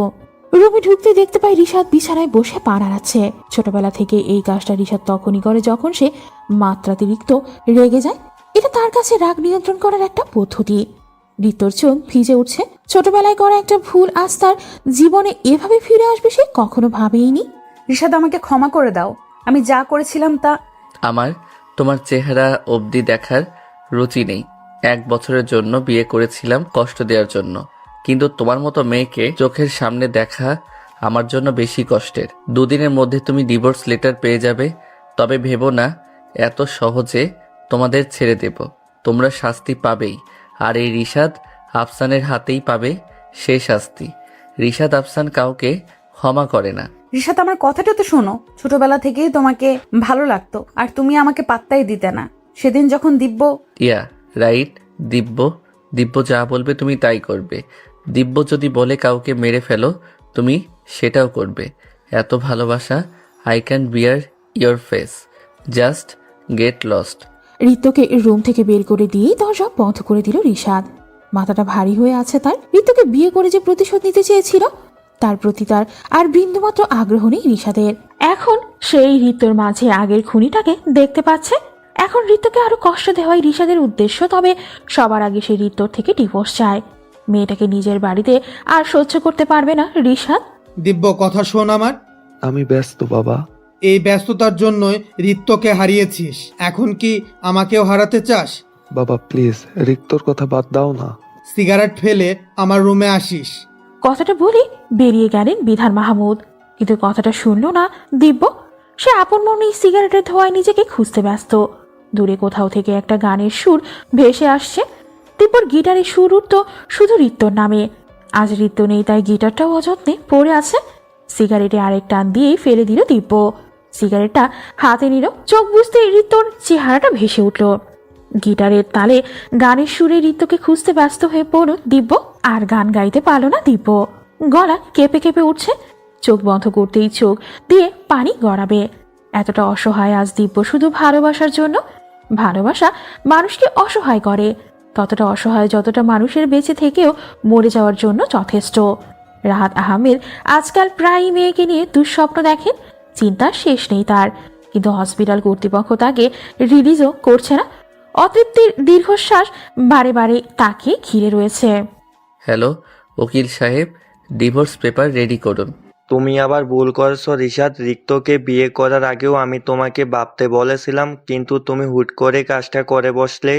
এভাবে ডিভোর্স দিয়ে আরেকটা ভুল করছো তুমি। আমি তোমার বাবার বন্ধু, তোমাকে ভালো মন্দ বোঝানোর অধিকার আমার আছে। আঙ্কেল প্লিজ, ওই মেয়েটার দিকে তাকালে আমার নিজের বাবা মার রক্তাক্ত চেহারা মনে পড়ে। Control your self Rishad. 1 বছরের কন্ট্যাক্ট তুমি করেছো, এত সহজে নিজেকে দুর্বল করে দিও না। তুমি তোমার বাবা মার খুনের প্রতিশোধ নিবেই আমি জানি। থ্যাঙ্কস আঙ্কেল, আপনি সবসময় আমাকে ঠিক রাস্তা দেখিয়ে এসেছেন। আমি আপনার কথা মতোই কাজ করব। রাখছি। ফোন কেটে দিয়েই চিন্তিতভাবে রকিং চেয়ারে হেলান দিয়ে বসে রিশাদ। রিশাদ কিছুতেই নিজেকে স্থির করতে পারছে না। চঞ্চল মস্তিষ্ক বারবার ঋত্যর প্রতি ঘৃণার দৃষ্টিতে তাকাচ্ছে। বাধ্য হয়ে আজ প্রথম রেড ওয়াইনের কয়েক ঝোঁক গলা অবধি নামলো রিশাদের। ড্রিঙ্ক করার পর থেকেই মাথাটা যেন আরো ভারী হয়ে গেল। রিশাদ টলমল করতে লাগলো, ঠিক মতো দাঁড়াতেও পারছে না। রিশাদের রুমের পাশ দিয়ে যাওয়ার সময় ঋত্য খেয়াল করলো রিশাদ ড্রিঙ্ক করে টলমল করছে, যে কোনো সময় পড়ে যেতে পারে। ঋত্য এসে রিশাদকে ধরে বিছানায় বসালো। ঋত্যকে দেখে নেশার্ত অবস্থায় হাসতে লাগলো রিশাদ। তুই আমাকে মারার আগে একটা বারও ভাবলি না? রিশাদ, আমিও তোকেই ভালোবাসতাম, কিন্তু দেখতে চেয়েছিলাম তুই আদৌ আমাকে ভালোবাসিস নাকি সেটা তোর আবেগ ছিল। আবেগই ছিল সেটা, তাই তো আমাকে মারতে হাত কাঁপলো না তোর? না রিশাদ, আমি সত্যি খুব ভালোবাসতাম তোমায়। ভালোবাসার মানে তুই বুঝতি আদৌ? তোর ভালো লাগা ছিলাম শুধু, পাত্তা দেইনি বলে মেরে ফেললি। তুমি বেশি ড্রিঙ্ক করে ফেলেছো রিশাদ, শুয়ে পড়ো। রিশাদকে বিছানায় শুয়ে দেয় রিক্ত, তারপর সরে আসতে নেয়। ঋতু সরে যেতে নিলেই রিশাদ ওর হাত ধরে টান দেয়। ঋতু পড়ে গিয়ে রিশাদের বুকের উপর। রিশাদকে এতটা কাছাকাছি দেখে ঘামতে শুরু করে ঋতু। এমনই একটা মুহূর্তের স্বপ্ন সে প্রায়ই দেখত। ঋতু কখনো ভাবেনি সত্যি যে রিশাদের এতটা কাছাকাছি আসতে পারবে। রীতিমতো চোখ বড় বড় করে রিশাদের দিকে তাকিয়ে আছে। ওই কি শুনতে পাচ্ছি তো, আমি কি বয়রা নাকি? আচ্ছা শোনো, বলো। আমি হট না তাই না? এটা কেমন প্রশ্ন? Is not Rishad Afsan hot? বাদ দাও তো। আমি যা বলেছি তার উত্তর দাও। কি প্রশ্ন? ঋতুর কাছে এগোতে এগোতে। আমি হট না বলো? হ্যাঁ, খুব হট। দেখো আমি ঘামছি। ঋষাদকে ধাক্কা দিয়ে বিছানায় ফেলে উঠে দাঁড়ানোর চেষ্টা করে ঋতু, কিন্তু পারে না। ঋষাদ তাকে চেপে ধরে নিজের বুকের মাঝে এনে রাখে। ঋতু ঠোঁটের দিকে ক্রমশ আগাতে থাকে ঋষাদের ঠোঁট দেয়। সকালে উঠে ঋতুকে নিজের বুকে আবিষ্কার করে ঋষাদ। রাগে ঋতুকে ধাক্কা দিয়ে বিছানা থেকে ফেলে দিল। ঋতু ব্যথা পেয়ে কোনো রকমে উঠে দাঁড়ালো। এটা কি ধরনের ব্যবহার? তুমি আমার বুকে কি করছিলে? কাল রাতে আপনিই তো এনেছিলেন। আমি কেন আনতে যাব? সেটা আমি কি করে জানবো? You just get out of my room. চুপচাপ মুচকি হেসে ঋষাদের রুম থেকে বেরিয়ে গেল ঋতু। ঋতুর এই মুচকি হাসির মানে বুঝল না ঋষাদ। তবে কি রাতে কিছু হয়েছে তাদের মাঝে? চিন্তায় ঘামতে লাগলো ঋষাদ। আজকাল দিব্যও ভালো থাকতে শিখে গেছে। ঋতুর স্মৃতিগুলো আজ আগের মতো বিরক্ত করতে পারে না তাকে। সারাক্ষণ আপন পৃথিবীতেই মেতে থাকে দিব্য। তবে চাইলেই কি ভালোবাসা ভুলে থাকা যায়? যায় না তো। দিব্য শুধুমাত্র নিজেকে ব্যস্ত রাখার চেষ্টা করছে যাতে ঋতুর স্মৃতিগুলো তার মনে আর প্রবেশ করতে না পারে। কিন্তু যে মেয়েটাই তার মনের মাঝে থাকে তাকে কি করে ভুলবে দিব্য? 2 মাস পার হয়ে গেল। ঋষাদ ঋতুর সাথে কথা বলা একেবারেই বন্ধ করে দিয়েছে। ঋতুও কিছু বলে না। বিষয়টা এমন যেন এক ছাদের নিচে থেকেও এক আকাশ দূরত্ব। কয়েকদিন ধরেই ঠিকমতো কিছু খাচ্ছে না ঋতু। যাই খাচ্ছে বমি করছে। ঋতুর শরীর দিন দিন এই অবনতি ঋষাদেরও নজর কাটছে। আজ সকাল থেকে ঋতুকে দেখেনি ঋষাদ। অফিসেও আসেনি মেয়েটা। বাসায় ফিরতেই দেখলো ঋতু চিন্তিত মুখে বিছানায় বসে আছে, পাশে একটা ফাইল। ঋষাদকে দেখে এক প্রকার ছুটে এলো ঋতু। ঋষাদ, একটা কথা বলবো? ঋষাদ, একটা কথা ছিল। ম্যামে না করে বলে ফেলো। আম প্রেগনেন্ট। হোয়াট? এটা কিভাবে সম্ভব? সেই রাতে তো তুমি... মজা করছো? আমি এতটাই ড্রাঙ্ক ছিলাম না যে তোমার সাথে এত কিছু করে ফেলবো আর জানতেও পারবো না। ঋষাদ, আমি সত্যি বলছি। বি রেডি, কাল তোমাকে ক্লিনিকে নিয়ে যাব। বিশ্বাস করো না তাই না? ওকে নিয়ে যেও। আমি ঘুমাতে যাচ্ছি। খেয়েছো কিছু? না, ভালো লাগছে না। ফ্রেশ হয়ে আসছি, যাও ডাইনিং টেবিলে বসো। খাবো না আমি। সারাদিন ল্যাপটপে কাজ করে হাত ব্যথা করছে, এরপরও যদি তুমি চাও আমি তোমাকে কোলে করে টেবিল অবধি নিয়ে যাই, আই ডোন্ট মাইন্ড। না, তুমি ফ্রেশ হও, আমি বসছি। Good girl. রিক্ত চলো। রিক্ত সরি, আমি যদি সত্যি সে রাতে কিছু করে থাকি ছোটবেলার ঘটনাটার প্রতিশোধ নিতে, আমি মোটেও এমন করিনি। এটা শুধুমাত্র একটা অজানা ভুল। তোমার কাছে হতে পারে অজানা ভুল, কিন্তু তোমার সেই ভুলটা আমার সন্তান, আর সে কখনোই আমার কাছে ভুল নয়। তুমি ডিভোর্স নিতে পারো, চিন্তা করো না। আমার জীবনে আর কোনো পুরুষ আসবে না, আর নাই তোমার সন্তানের জীবনে নতুন কোনো বাবা। রিক্ত প্লিজ স্টপ। না ঋষাদ, আমি সত্যি বলছি, আমি কখনো কোনো অধিকার নিয়ে তোমার সামনে দাঁড়াবো না। কখনো বলবো না মিস্টার ঋষাদ আফসান ও তোমার সন্তান। ঋষাদ আর কিছু বলে না। প্রতিশোধের নেশায় সে একটা মেয়ের জীবন এভাবে নষ্ট করতে পারে তা তার নিজেরই জানা ছিল না। চোখ মুখ শক্ত হয়ে আসছে ঋষাদের। বস, রিক্তা ম্যাডাম প্রেগনেন্ট। তোকে আমি নিষেধ করেছি ওদের খবর আমাকে আর না দিতে। বস, কিন্তু... কোনো কিন্তু না সুধা, আমি ওদের জীবনে নতুন করে ঢুকতে চাই না। হয়তো একসময় রিক্ত আমার ছিল, কিন্তু সেটা শুধুই আমার জেদ হিসেবে নয়, আমি ওকে ভুলতে চাই। কিন্তু বস, ঋষাদ তো রিক্তাকে ডিভোর্স দিবে। হোয়াট? কেন? বস, আমি শুনছি ওদের মধ্যে 1 বছরের বিয়ের কন্ট্রাক্ট হয়েছিল। শিট, রিক্ত কোথায়? ঋষাদ ওকে নিয়ে অফিসের কাছে ক্লিনিকে গেছে। ওকে রাখো। ফোন রেখেই চিন্তিত হয়ে পড়ে দিব্য। ঋতুর জন্য ছটফট করে ওঠে দিব্য। ঋতুকে আবার ফিরে পাবে ভাবতেই চোখ জোড়া ভেসে ওঠে। ঠোঁট থেকে হারিয়ে যাওয়া হাসিটা পুনরায় ঠোঁটে ফিরে আসে। দিব্য দ্রুত রেডি হয় ক্লিনিকে যাওয়ার জন্য। একটা বারের জন্য হলেও সে ঋতুকে দেখতে চায়, ঋতুর মুখোমুখি হতে চায়। মিস্টার ঋষাদ, আপনি বাইরে যান, আমি আপনার ওয়াইফকে চেক আপ করবো। ওকে ডক্টর নিহা। ঋষাদ বাইরে চলে গেল। ভেতরে ডক্টর নিহা আর Ritu. Please doctor, please listen to me. আমি প্রেগনেন্ট না। হোয়াট? তাহলে তুমি তোমার হাজবেন্ডকে মিথ্যা কেন বলছো? সম্পর্কটা বাঁচাতে। আমি যদি এই মিথ্যে না বলতাম তাহলে ঋষাদ আমাকে ডিভোর্স দিয়ে দিবে। কিন্তু প্রেগনেন্সি নিয়ে মিথ্যা বলাটা অন্যায়। সে তোমাকে ভালোবাসলে ডিভোর্স দিবে না, কিন্তু এই নাটক করে তুমি কতদিন ধরে রাখতে পারবে তাকে? আমি ওকে সত্যিটা বলে দেব ডক্টর, কিন্তু প্লিজ এখন। আমি মিথ্যা বলা শিখিনি মিসেস ঋষাদ আফসান। আমি ঋষাদকে যা বলার আমি তাই বলবো। আপনি এখানেই ওয়েট করুন। Doctor please. ঋতুকে সম্পূর্ণ উপেক্ষা করে বেরিয়ে যায় ডক্টর। ঋতু কাঁদতে কাঁদতে বসে পড়ে। রিশাদকে নিজের কাছে রাখার তার শেষ প্রচেষ্টাটাও কি তবে জলে গেল? রিশাদ, তোমার ওয়াইফের খেয়াল রেখো, শি ইজ প্রেগনেন্ট। ডক্টরের কথায় চমকে ওঠে ঋতু। কিছুক্ষণ আগেই তো তিনি বলেন সব সত্যি বলে দিবেন, কিন্তু এখন তো তিনি অন্য কথা বলছেন। প্রশ্নবোধক দৃষ্টিতেই ডক্টরের দিকে তাকিয়ে আছে ঋতু। ডক্টর চোখের ইশারায় ঋতুকে আশ্বস্ত করল। ঋতুকে নিয়ে বাড়ি ফিরল রিশাদ। চিন্তায় মাথা ঘোরাচ্ছে রিশাদের। কি করে এত বড় একটা ভুল করে বসল সে? ঋতুকে কষ্ট দিতে গিয়ে আরেকটা নতুন জীবনকে পৃথিবীতে আনতে যাচ্ছে সে, যার বাবা হিসেবেই নিজেকে ভাবতেই পারছে না রিশাদ। রিশাদের নিজেকে সমাজের একটা নোংরা কীট মনে হচ্ছে। চাহিদার বশে করা একটা ভুল যে কতটা ভয়ানক হতে পারে তা আজ বুঝলো রিশাদ। কি রিক্ত সত্যি প্রেগনেন্ট?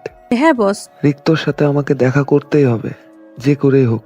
বিষাদকে কিছুক্ষণের জন্য রিক্তর থেকে আলাদা করতেই হবে। ওকে বস। ফোন কেটে দিয়ে দিব্য ভাবতে থাকে কি থেকে কি করা যায়।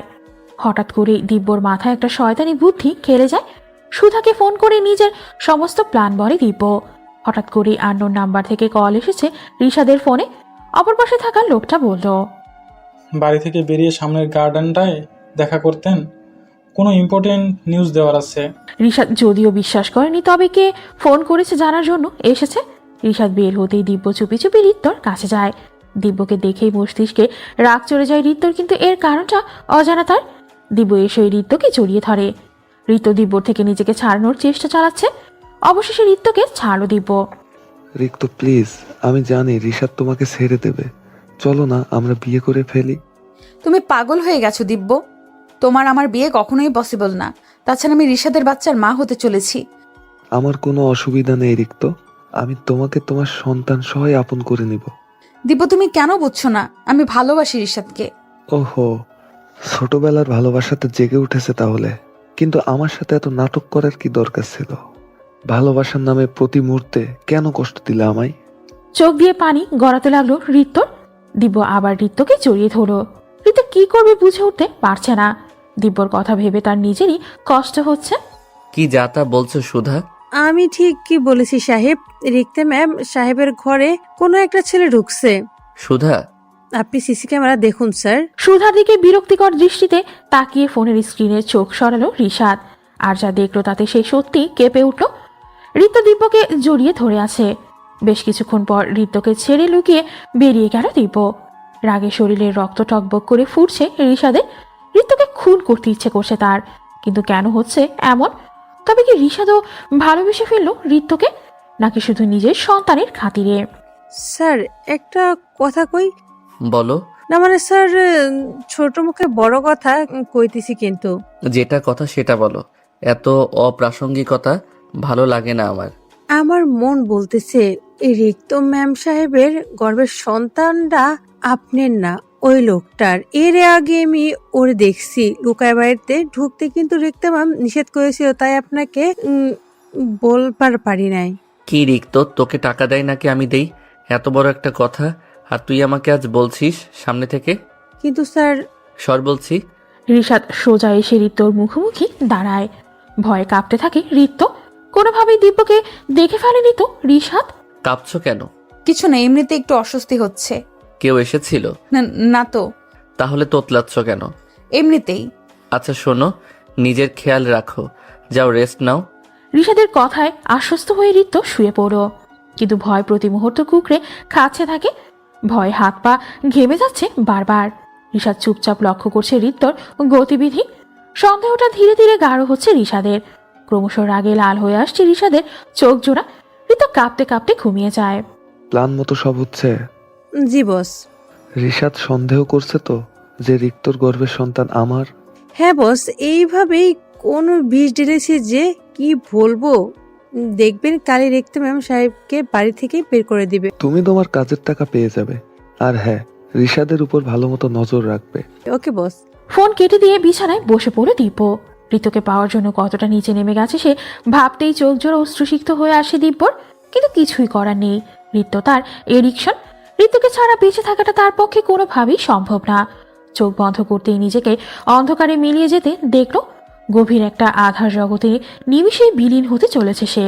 রিশাদ। দুঃস্বপ্নে ঘুম ভেঙে যায় ঋত্যর। ঋষাদ পাশেই ঘুমিয়েছিল। ঋতুকে ভয় পেয়ে উঠতে দেখে পাশে থাকা গ্লাস থেকে পানি খাওয়ায়। ঋতু ঠকঠক করে সম্পূর্ণ গ্লাসের পানিটুকু খেয়ে নিল। ঋতুর এভাবে ভয় পাওয়া দেখে চিন্তায় বাসা বাঁধল ঋষাদের মনে। কিন্তু ঋতুর প্রতি কোনো অনুভূতিকে মনে পাত্তা দেয় না ঋষাদ। একইভাবে এই অনুভূতিকেও পাত্তা দিল না। কিন্তু মন তো কথা শোনে না। বেহায়া মনটা বারবার ঋতুর চিন্তাতেই ব্যাকুল হয়ে আছে। মিস্টার বিধান মাহমুদ, সেই ডিলটা আপনার কোম্পানির জন্য অনেক লাভজনক। আপনি কেন ডিলটা করতে রাজি না? আমার হয়তো লাভ হবে, কিন্তু ওই কোম্পানিটা বিপদে পড়ে লসে ডিলটা করতে রাজি হয়েছে। আমাদের একটা ভুল ওই কোম্পানির জন্য সর্বনাশ বয়ে আনতে পারে। বিজনেসের এসব দেখা হয় না স্যার। বিজনেস মানে শুধু টাকা। পিএ সাহেব, টাকার লোভ অনেক আগেই মরে গেছে। লাখ লাখ টাকা দিয়ে ভালোবাসার স্ত্রীকে বাঁচাতে পারিনি।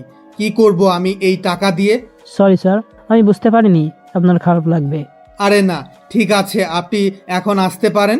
বিধান মাহমুদ চোখ বন্ধ করে চেয়ারে হেলান দিয়ে আছেন। মনটা বড্ড কু রাখছে তার। বারবার মনে হচ্ছে খারাপ কিছু একটা হতে চলেছে। মনকে বারবার মিথ্যা প্রমাণ করতে উঠে পড়ে লেগেছেন তিনি, কিন্তু মন তো তা শুনছে না। অবশেষে বিধান মাহমুদ সিদ্ধান্ত নিলেন আজ হসপিটালে গিয়ে বন্ধু রাহাতের সাথে দেখা করে আসবেন। রিক্ত, ওটা খেয়ে নাও। আমার ভালো লাগছে না স্যার, আমি খাবো না। একটা কথা বলি, বলুন। আমি কি এতটাই খারাপ? কেন স্যার? একটাবার বলতেই পারতে তুমি দিব্যকে ভালোবাসো। আমি চলে যেতাম তোমাদের মাঝ থেকে। প্রতিশোধের নেশা তো কেটেই ছিল আমার। কি দরকার ছিল এসব করার? টাকার দরকার ছিল। কি বলছেন এসব? নাটক করো না রিক্ত। আমি জানি তোমার গর্ভের সন্তান দিব্যর। স্যার। চিৎকার করো না, সত্যি এটাই। জানো রিক্ত, আমি প্রচণ্ড কষ্ট পেয়েছিলাম। প্রচণ্ড ধীরে ধীরে ভালোবাসতে শুরু করেছিলাম কিনা, কিন্তু ভালোবাসার যে প্রতিদান তুমি দিলে। স্যার বিশ্বাস করুন, দিব্য আর আমার মধ্যে কোনো সম্পর্ক নেই। তাহলে কেন এসেছিল দিব্য? কেন লুকিয়ে দেখা করেছে তোমার সাথে? কেন জড়িয়ে ধরেছিল তোমাকে বলো? স্যার আপনি ভুল ভাবছেন। সেদিন যা হয়েছিল। প্লিজ রিক্ত, শাক দিয়ে মাছ ঢাকা যায় না। আমার কথাটা। ঋতু কিছু বলার আগে বাড়ি থেকে বেরিয়ে যায় ঋষাদ। ঋতু আতঙ্কিত দৃষ্টিতে তাকিয়ে থাকে ঋষাদের যাওয়ার দিকে। মিস্টার ঋষাদের মারাত্মক অ্যাক্সিডেন্ট হয়েছে। আপনি যেই হন না কেন, প্লিজ সিটি হসপিটালে চলে আসুন। অপর পাশ থেকে সংবাদটা পাওয়া মাত্রই হাত থেকে ফোন পড়ে গেল ঋতুর। হাত পা কেঁপে কেঁপে উঠছে। ঋতু সব ফেলে উঠে ছুট লাগালো হসপিটালের দিকে। চিন্তায় হৃদস্পন্দন ক্রমশ কমে আসছে ঋতুর। ঋষাদের চিন্তায় প্রতি মুহূর্তে হাত পা শীতল হয়ে যাচ্ছে তার। ছোটবেলার সেই দৃশ্যটাই চোখে ভেসে উঠছে। তবে কি দ্বিতীয়বারের মতো ঋষাদকে হারাতে বসল সে? দুহাতেই মাথা চেপে ধরে ছটফট করতে লাগে ঋতু, যেন মাথাটাকেও ছিঁড়ে খাচ্ছে। ঋতুর এখন ইচ্ছে করছে নিজেকে মেরে ফেলতে। ছোটবেলায় ও ভুলটা তার ছিল, আজও ভুলটা তারই। মিসেস রিসাত আফসান, আপনি? জি ডক্টর। উনি ড্রিঙ্ক করেছেন প্রচুর। সামনের থেকে আসা কারের সাথে খারাপভাবে অ্যাক্সিডেন্ট হয়েছে। ইন্টারনাল ইনজুরিও আছে। ডক্টর আমি কি একবার ওনার সাথে দেখা করতে পারি? এখন ওনাকে মেডিসিন দিয়ে ঘুমিয়ে রাখা হয়েছে। উনি উঠলে আপনার সাথে দেখা করিয়ে দিব। Thanks doctor. Take care of him. Doctor চলে যেতে ঋষাদের কেবিনের বাইরে দাঁড়ায় ঋতু। ঋষাদের কপালে হাতে পায়ে ব্যান্ডেজ, বন্ধ চোখ জোড়ার মাঝে কত যে অভিমান অভিযোগ মিশে আছে বুঝে উঠতে পারেনি ঋতু। নিজের বলা একটা মিথ্যার জন্য আজ ঋষাদের এই অবস্থা কিছুতেই এটা মেনে নিতে পারছে না ঋতু। নিজের উপর তীব্র রাগ আর বৃতৃষ্ণা কাজ করছে তার। ঋষাদের চোখের দিকে তাকানোর সাহস তার নেই। রিক্ত। হ্যাঁ ঋষাদ, আমি এখানেই আছি, বলুন। দরজা খুলে ভেতরে ঢুকে ঋষাদের কাছে বসল ঋতু। তো তোমাকে আমি খুব শীঘ্রই ডিভোর্স দিয়ে দিব। তুমি দিব্যর সাথে সুখে থাকবে। না ঋষাদ, প্লিজ আমাকে ছেড়ে দিও না। ঋষাদ, তোমাকে ছাড়া আমি বাঁচবো না। এতদিন তো ছিলে বেঁচে, এই ঋষাদ আর কোনোদিন তোমার জীবনে আসবে না। আপনি কি বলছেন এইসব? আমার আপনাকে দরকার লাইফে। আপনাকে ছাড়া বেঁচে থাকা সম্ভব না আমার। প্লিজ আমাকে একা থাকতে দাও। তুমি দিব্যর কাছে যাও। এই মুহূর্তে আমি কোনো কথা বলতে চাই না তোমার সাথে। ঋষাদ একটাবার কথা শোনো আমার। Get lost. ঋষাদ প্লিজ। চিৎকার করে হাই সেইট গেট লস্ট। ঋতু বেরিয়ে আসে ঋষাদের কেবিন থেকে। চোখের জল বাদ বাঁধছে না, অবিরত চোখ বেয়ে ঝরেই যাচ্ছে। ঋষাদের অবহেলাটা কিছুতেই মেনে নিতে পারছে না ঋতু। বস, ঋষাদের অ্যাক্সিডেন্ট হয়েছে। রিক্তা ম্যাম হসপিটালে গেছেন। ওহো, ওকে, ফোন রাখো। ঋষাদের অ্যাক্সিডেন্টের কথা শুনে ভ্রু কুচকায় দিব্য। ভাবলো একবার গিয়ে ঋতুর অবস্থা দেখে আসা দরকার। দিব্য গাড়ি নিয়ে বেরিয়ে পড়ে হসপিটালের উদ্দেশ্যে। পানি? রুমে নার্স নেই। বাইরে থেকে ঋত্য বুঝতে পারল রিশাদ পানি খেতে যায়। রিশাদের নিষেধ করা সত্ত্বেও ভেতরে ঢুকলো ঋত্য। গ্লাসে পানি ঢেলে রিশাদকে দিল। পানিটুকু খেয়ে সামনে তাকাতেই রিশাদ দেখলো ঋত্য। রাগে গ্লাসটা চেপে ধরল রিশাদ। মুহূর্তেই গ্লাস ভেঙে টুকরো টুকরো হয়ে গেল। কাঁচ ভাঙা শব্দে রিশাদের দিকে তাকাতেই ঋত্য দেখলো রিশাদের হাতে কাঁচ ঢুকে হাত থেকে রক্ত ঝরছে। ঋত্য ব্যান্ডেজটা নিয়েই রিশাদের হাতে বেঁধে দিতে গেল। ঋত্য এগোতেই রিশাদ ঋত্যর চুল টেনে ধরে ঋত্যকে মুখের কাছে নিয়ে এলো। রিশাদের গরম নিঃশ্বাস পড়ছে ঋত্যর মুখে, যা ভেতরটা নাড়িয়ে দিচ্ছে ঋত্যর। ব্যান্ডেজ সহ হাত থরথর করে কাঁপছে। রিশাদ ক্রমশ এগোচ্ছে ঋত্যর মুখের দিকে। ঋত্যর নিঃশ্বাস একেবারেই থেমে আসার মতো অবস্থা। ঋত্যর চোখে চোখ রাখলো রিশাদ। অতঃপর আলতো করে ঋত্যর গালে একটা চুমু এঁকে দিল। রিশাদের এই শীতল স্পর্শের সাথে পরিচিত না ঋত্য। ঋত্যর ভেতরটা কেঁপে কেঁপে উঠছে। এটা আমি কি দেখলাম? রিক্ত, রিশাদ, ওরা এত কাছাকাছি কিভাবে হতে পারে? এটা রিশাদ কিভাবে রিক্তকে কাছে টেনে নিতে পারে? কিভাবে হতে পারে এটা? রিশাদ কিভাবে রিক্তকে কাছে টেনে নিতে পারে? রিক্ত আমার, রিক্ত শুধু দিব্যর। রিশাদ আফসানের কোনো অধিকার নেই রিক্তর উপরে। রিশাদ আফসান, তোকে আমি কোনোদিনও আমার রিক্তর কাছে আসতে দেব না। কিন্তু রিক্ত, সেও কি রিশাদকে ভালোবাসে? অজানা আতঙ্ক ছেয়ে যায় দিব্যর মন। কিছুতেই চোখের সামনে দেখা ঋত্য আর রিশাদের অন্তরঙ্গ মুহূর্তটা ভুলতে পারে না। ব্যথায় মাথার চির ধরার মতো অবস্থা। নিজের ভালোবাসাকে অন্য কারোর সাথে দেখার কষ্টটা তারাই বোঝে যারা এই অভিজ্ঞতাটা পেয়েছে। দিব্যর ভেতরে আগুন জ্বলছে, যে আগুনে যে কোনো সময় ধ্বংস হয়ে যেতে পারে ঋত্য আর রিশাদের ভালোবাসা। রিশাদ ঠিক আছেন আপনি?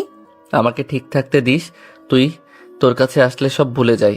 সমস্ত রাগ অভিমান শুধু তোর কাছেই থাকতে মন চায়। রিশাদ ছাড়ুন। এতক্ষণ তো লাফাচ্ছিলি কাছে আসার জন্য, কাছে টেনে নিলাম দেখে ঢং। যা, গেট লস্ট। আপনি পাগল হয়ে গেছেন রিশাদ। তোর প্রেমে কিন্তু বুঝিস না তুই। তোর কাছে তো আমি একটা লুচ্চা, যে কিনা টাকার বিনিময়ে তোকে চাহিদা মেটানোর জন্য কিনেছে, তোর শরীর নিয়ে খেলেছে। রিশাদ প্লিজ। একটা কথা বলি? বলেন। সে রাতে আমাদের মধ্যে কিছু হয়নি। আমি শুধু চেয়েছিলাম তুই নিজেকে ঘৃণা কর, তাই ওসব নাটক সাজিয়েছিলাম। কি? হ্যাঁ, এই রিশাদ আফসান এতটাও চরিত্রহীন নয় যতটা তুই ভাবিস। আমি চরিত্রহীন ভাবি না আপনাকে। ভালোবাসিস? বাসিস না, এটা শুধুই তোর নাটক। কথাটুকু বলেই জ্ঞান হারিয়ে পড়ে যায় রিশাদ। ঋত্য ডক্টরকে ডাকে। ডক্টর জানান ওনার অতিরিক্ত প্রেশার একদমই নেওয়া যাবে না। 1 মাস পর রিশাদকে রিলিজ দেওয়ার পর থেকেই রিশাদের সমস্ত দায়িত্ব নিজের কাঁধে নিয়েছে ঋত্য। রিশাদকে খাওয়ানো থেকে শোয়ানো অবধি সবও একাই করে। রিশাদও আজকাল নতুন এক ঋত্যকে আবিষ্কার করে। সারাক্ষণই রিশাদের কাছে বসে থাকে ঋত্য। কখন কিনা আগে রিশাদের সব খেয়াল রাখে ঋত্য। ঋত্যর প্রতি ধীরে ধীরে দুর্বল হয়ে পড়ছে রিশাদের মন। কিন্তু কিছুতেই ঋত্যকে আপন করে নিতে পারে না রিশাদ। অদ্ভুত একটা সংকোচ অনুভব করে। রিক্ত, সারাক্ষণ আমার কাছে না থেকে নিজের খেয়াল রাখো। আমার জন্য তোমার আর দিব্যর বাচ্চার কোনো ক্ষতি হোক আমি চাই না। কিসের বাচ্চা? বেশি বলছেন। প্রেগনেন্ট না আমি। আপনাকে পাওয়ার জন্য নাটক করেছিলাম, কিন্তু আপনি তো 1 লাইন বেশি বলছেন। আপনি ধরেই নিলেন আমার গর্ভের সন্তান দিব্যর। একটা বার এক্সপ্লেন করার সুযোগটা অবধি দিলেন না কেন? আপনার ইগো। সবসময় দোষটা অন্যকে দেওয়া কি খুব জরুরি? রিক্ত, বেশি বলছো তুমি। একে তো নিজেই মিথ্যা বলেছো, তার উপর। এ চুপ, কথা শেষ হয়নি আমার। আমার কথা শেষ হোক আগে। এর আগে একটা কথাও বলবেন না। কি কথা বলো? ভালোবাসি আপনাকে খুব, নিজের চাইতেও বেশি। রিশাদ ধীরে ধীরে সুস্থ হতে শুরু করেছে। ঋত্য একটা বারের জন্য একা ছাড়ে না রিশাদকে। ঋত্য প্রেগনেন্ট নয় জানার পর থেকে তো রিশাদ ঋত্যকে সবসময় নিজে পাশে বসিয়ে রাখে। 6 মাস অতিবাহিত হতে চলল বিয়ের। কত কাছাকাছি দুজন, তবুও যেন এক বিস্তর দূরত্ব। কেউ কারো চোখের দিকে তাকাতে পারে না। ভালোবাসার উষ্ণতায় মেতে ওঠা তো বহু দূরের কথা। রিশাদের মনেও অনুতাপের মেঘ জমেছে। মেয়েটাকে কতটা কষ্ট দিয়েছে সে। রিশাদ ঠিক করে রেখেছে বিয়ের 6 মাস পূর্ণ হলে ঋত্যকে নিজের মনের কথা বলে দেবে। ঋত্য যদি অস্বীকার করে তাও ঋত্যকে শিকল দিয়ে বেঁধে নিজের কাছে রাখবে। এসব ভাবতে ভাবতেই ঋত্য আসলো রিশাদের কাছে। রিক্ত, শোনো তো।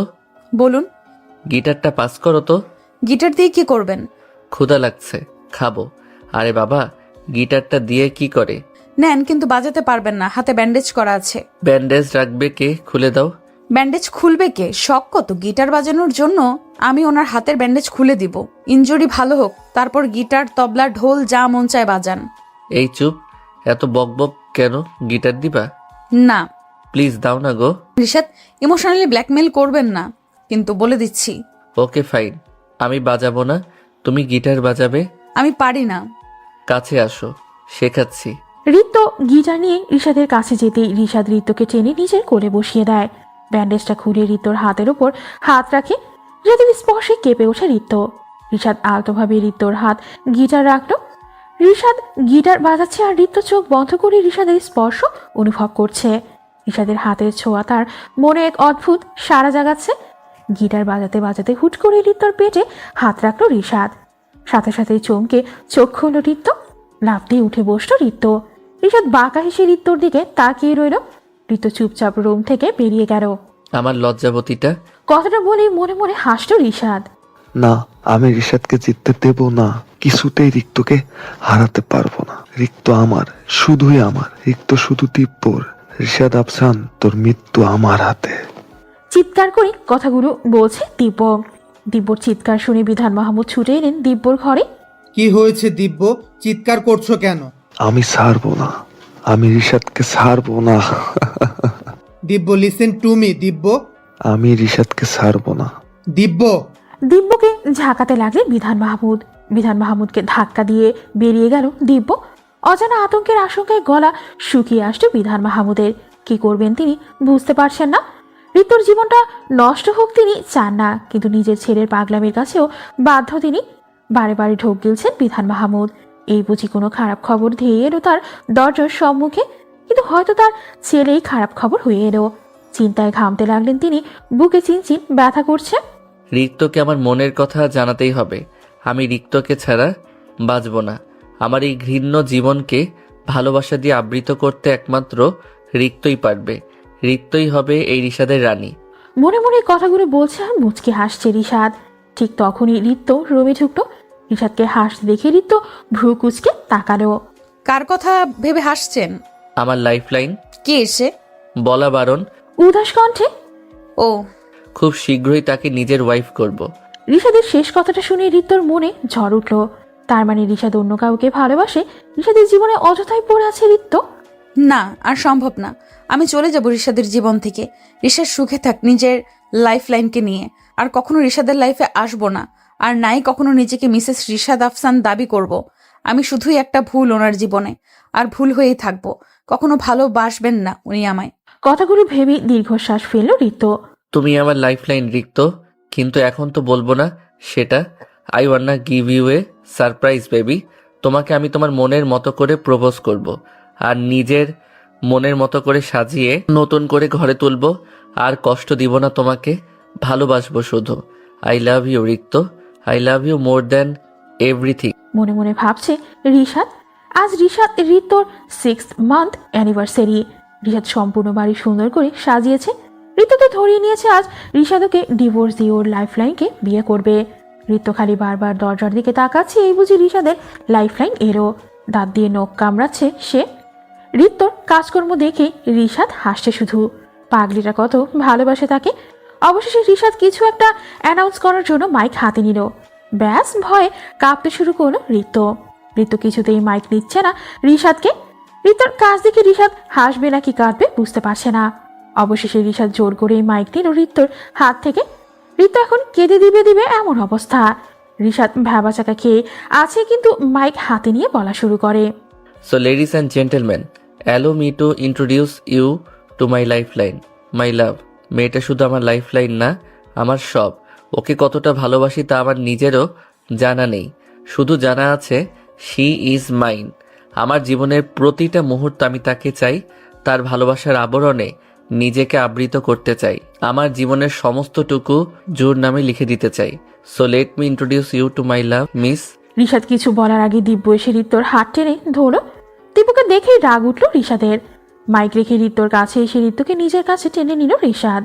রিক্তর গায়ে যদি তুই স্পর্শ করিস, তোর হাত আমি ঠিক রাখবো না দিব্য। ওহ কাম অন রিশাদ আফসান, রিক্ত শুধু আমার। ও আমাকে ভালোবাসে। রিক্ত কাকে ভালোবাসে সেটা আমি তোর মুখ থেকে শুনতে চাই না। তুই তুই বেরিয়ে যা এখান থেকে। রিক্তকে না নিয়ে তো আমি যাব না রিশাদ আফসান। রিক্ত শুধু দ্বীপ বের হবে। বলে ঋতুর হাত ধরে টান দিল দিব্য। সাথে সাথে রিশাদ দিব্যর হাত বরাবর আঘাত করলো। ছিটকে দূরে সরে গেল দিব্য। বাঁকা চোখে রাগী দৃষ্টিতে তাকালো রিশাদের দিকে। তবে এই রাগী দৃষ্টির মাঝেও ছলছল করা চোখ জোড়া লুকাতে পারল না। দিব্যর চোখ বেয়ে যে কোনো সময় অশ্রু গড়াতে পারে। ভালোবাসার কি এক করুণ পরিণতি পাচ্ছে সে। চোখের অশ্রুকে উপেক্ষা করে রিশাদের দিকে রাগী দৃষ্টিতে এগিয়ে যায় দিব্য। ঋত্য কেঁদেই ফেলেছে। রিশাদ আর দিব্যর এই সংঘর্ষে কতটা কষ্ট সে পাচ্ছে। না রিশাদের ভালোবাসা পেয়েছে, আর না দিব্যর ভালোবাসা চেয়েছে। নিয়তি এমন এক মোড়ে এনে ফেলেছে ঋত্যকে, যেখানে সে ভালোবাসার জন্য হাতড়ে মরছে, কিন্তু ভালোবাসা তাকে ধরা দিচ্ছে না। অথচ মোড়ের ঠিক অপর প্রান্তেই যে তাকে ভালোবাসা নিয়ে সংঘর্ষ হচ্ছে তাও অজানা তার। সে তো জানে না রিশাদের লাইফলাইন আর কেউ নয়, সে নিজেই। মাথা চক্কর দিয়ে উঠছে ঋত্যর, চোখ ঝাপসা হয়ে আসছে। সামনে দেখা দৃশ্যগুলো ধীরে ধীরে ধোঁয়াশায় মিলে যাচ্ছে। ধীরে ধীরে চোখটা বুঝে আসতেও ঋত্যর। নির্জীব দৃষ্টিতে তাকিয়ে আছে ঋত্য। ফ্লোর রক্তে ভেসে যাচ্ছে। রক্তের স্রোত ঋত্যর ঠিক পায়ের কাছে এসে থেমেছে। ঋত্য নির্বাক চাহনিতে দেখছে রক্তে মাখামাখি একটা শরীর। ফ্ল্যাশব্যাক। মারামারির এক পর্যায়ে দিব্য রিভলভার বের করে রিশাদের দিকে ধরে। তা দেখে ঋত্য আর থাকতে না পারে দিব্যর মুখোমুখি ধারায়। রিক্ত সরে যাও। তুমি চলে যাও দিব্য। আমি তোমাকে ভালোবাসি রিক্ত, নিজের জীবনের চেয়েও তোমাকে বেশি ভালোবাসি। আমার প্রতিটা নিঃশ্বাস জুড়ে শুধু তোমার বসবাস। তোমাকে ছাড়া আমি ঠিক ততটাই অসহায় যতটা এই পৃথিবীতে একজন ব্যক্তি তার দৃষ্টি ছাড়া। প্লিজ দিব্য, চলে যাও তুমি। ওকে ফাইন, আমি যাব। আমার লাস্ট একটা কোয়েশ্চেন্স উত্তর দাও। বলো। তুমি আমাকে কি একটু ভালোবাসতে পারোনি? একটু মায়া হয়নি আমার জন্য? নির্লিপ্ত কণ্ঠে। আমি রিশাদকে ভালোবাসি। মাথা নিচু করে কথাটা বলতে গুলির তীব্র শব্দ পেল। মাথা তুলে তাকাতে ঋত্য দেখল দিব্যর রক্তাক্ত দেহটা নিচে পড়ে আছে। ঠিক মাথা বরাবর নিজেকে গুলি করেছে দিব্য। দিব্যর লাশ দেখে কয়েক মিটার দূরে সরে গেল ঋত্য। আগের ন্যায় আর মস্তিষ্ক অচল হয়ে পড়ল কিছুক্ষণের জন্য। ঋত্য রোবটের ন্যায় দাঁড়িয়ে শুধু দেখছে। সমস্ত বাড়িটা আতঙ্কে বিরাজ করে আছে। রিশাদ পুলিশকে ফোন করলো। অতঃপর ঋত্যর পাশে এসে দাঁড়ালো। রিক্ত, রিক্ত, লিসেন টু মি। রিক্ত, কথাটা শোনো আমার। রিক্ত, ও আমার জন্য সুইসাইড করেছে। আমি দায়ী ওর মৃত্যুর জন্য। আমি দায়ী রিশাদ, আমি দায়ী। রিক্ত শান্ত হও তুমি। পুলিশ আসছে, ওনারা ডেড বডি নিয়ে যাবেন। তোমার কোনো দোষ নেই। সব দোষ আমার। আমি একটা খুনি। আমি তোমাকেও মেরে ফেলতে চেয়েছিলাম, এখন দিব্যকে। চুপ, একদম চুপ। কি পাগলামো শুরু করছিস? Enough is enough. রিশাদ ঋত্যকে টানতে টানতে স্টেজের দিকে নিয়ে আসে। সামনে কাজী সাহেব বসে আছে। রিশাদ কবুল বলে ফেলেছে। ঋত্য বোবার মতো বসে আছে। ক অব্দি বের হচ্ছে না তার মুখ থেকে। রিশাদের এখন মন চাচ্ছে মেয়েটাকে টেনে দুইটা থাপ্পড় লাগাতে। রিক্ত, কবুল বলো। রিক্ত, কবুল, কবুল, কবুল। ঋত্য কবুল বলতে রিশাদ সবাইকে বিদায় জানিয়ে ঋত্যকে কোলে তুলে নিয়ে ঘরে ঢুকলো। অন্ধকার ঘরে ড্রিম লাইটের মৃদু আভা। বিছানায় চিন্তিত ভাঁজ পড়া কপালে বসে আছে ঋত্য। রিশাদের বিরক্ত লাগছে ঋত্যর এই চিন্তিত মুখ, কিন্তু কিছুক্ষণ আগের ঘটনাটা এত সহজে ভোলা সম্ভব নয় মেয়েটার পক্ষে। রিশাদ ঋত্যর কোলে মাথা রেখে শুয়ে পড়ে। মাথা ব্যথা করছে, চুলগুলো টেনে দাও তো রিক্ত। রিশাদের কথায় ধ্যান ভাঙে ঋত্যর। আলতো হাতে রিশাদের চুল টানতে শুরু করে ঋত্য। ঋত্যর এত আস্তে চুল টানা দেখেই রিশাদ বলল, থাক, যে চুল টানতেছেন মাথা সব চুল ছিঁড়ে পড়ে যাবে। রিশাদের কথা শুনে রেগে গেল ঋত্য।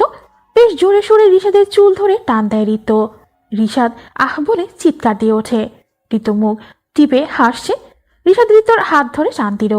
রিশাদের বুকে এসে পড়ল ঋত্য। রিশাদ ঋত্যর সামনে পড়ে থাকা চুলগুলো কানের কাছে গুজে দিল। অতঃপর ঋত্যর কপালে একটা চুমু খেলো। ঋত্য লজ্জা পেয়ে মাথা নিচু করলো। এটা দেখে রিশাদ হেসে ঋত্যর থুতনি আলতো করে তুলে বলল, আমার লজ্জাবতীটা জানো। রিশাদের কথা শুনে ঋত্য লজ্জা পেয়ে রিশাদের বুকে মুখ গুজল।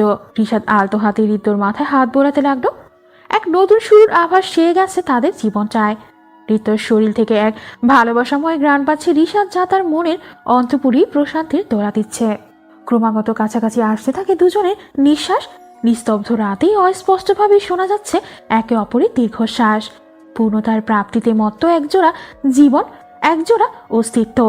ঋষাদের উন্মুক্ত বুকে মাথা রেখে প্রশান্তির নিদ্রায় ঋত্য আর ঋষাদের আখিদয় ব্যস্ত ঋত্যকে পর্যবেক্ষণে। ঋষাদ উঠুন। আর একটু পরে গম্ভীর কণ্ঠে, আমি বাবার সাথে দেখা করতে যাব। ঋত্যর কথা শুনে লাফ দিয়ে উঠল ঋষাদ। এলোমেলো চুলে হাত বোলাতে বোলাতে বলল, রেডি হয়ে নাও, যাও, 9টায় বেরোবো। ঋষাদের কথায় ঋত্যর ঠোঁটে হাসি ফুটে ওঠে। ঋত্য তড়িঘড়ি করেই রেডি হতে চায়। চিন্তিতভাবে বিছানায় বসে আছে ঋষাদ। সে বুঝতে পারছে না তাকে দেখার পর রাহাত সাহেবের প্রতিক্রিয়া কি রূপ হতে পারে। গাড়ি ড্রাইভ করছে ঋষাদ। ঋত্যর চোখ জুড়ে এক আলাদা দীপ্তি, বাবার সাথে দেখা করার এক তীব্র উত্তেজনা। অথচ ঋষাদ একেবারেই ভাবশূন্য, একরকম চিন্তায় আছে সে। হুট করে মেয়ের বিয়ে মেনে নেওয়া কোনো বাবার পক্ষে সম্ভব না।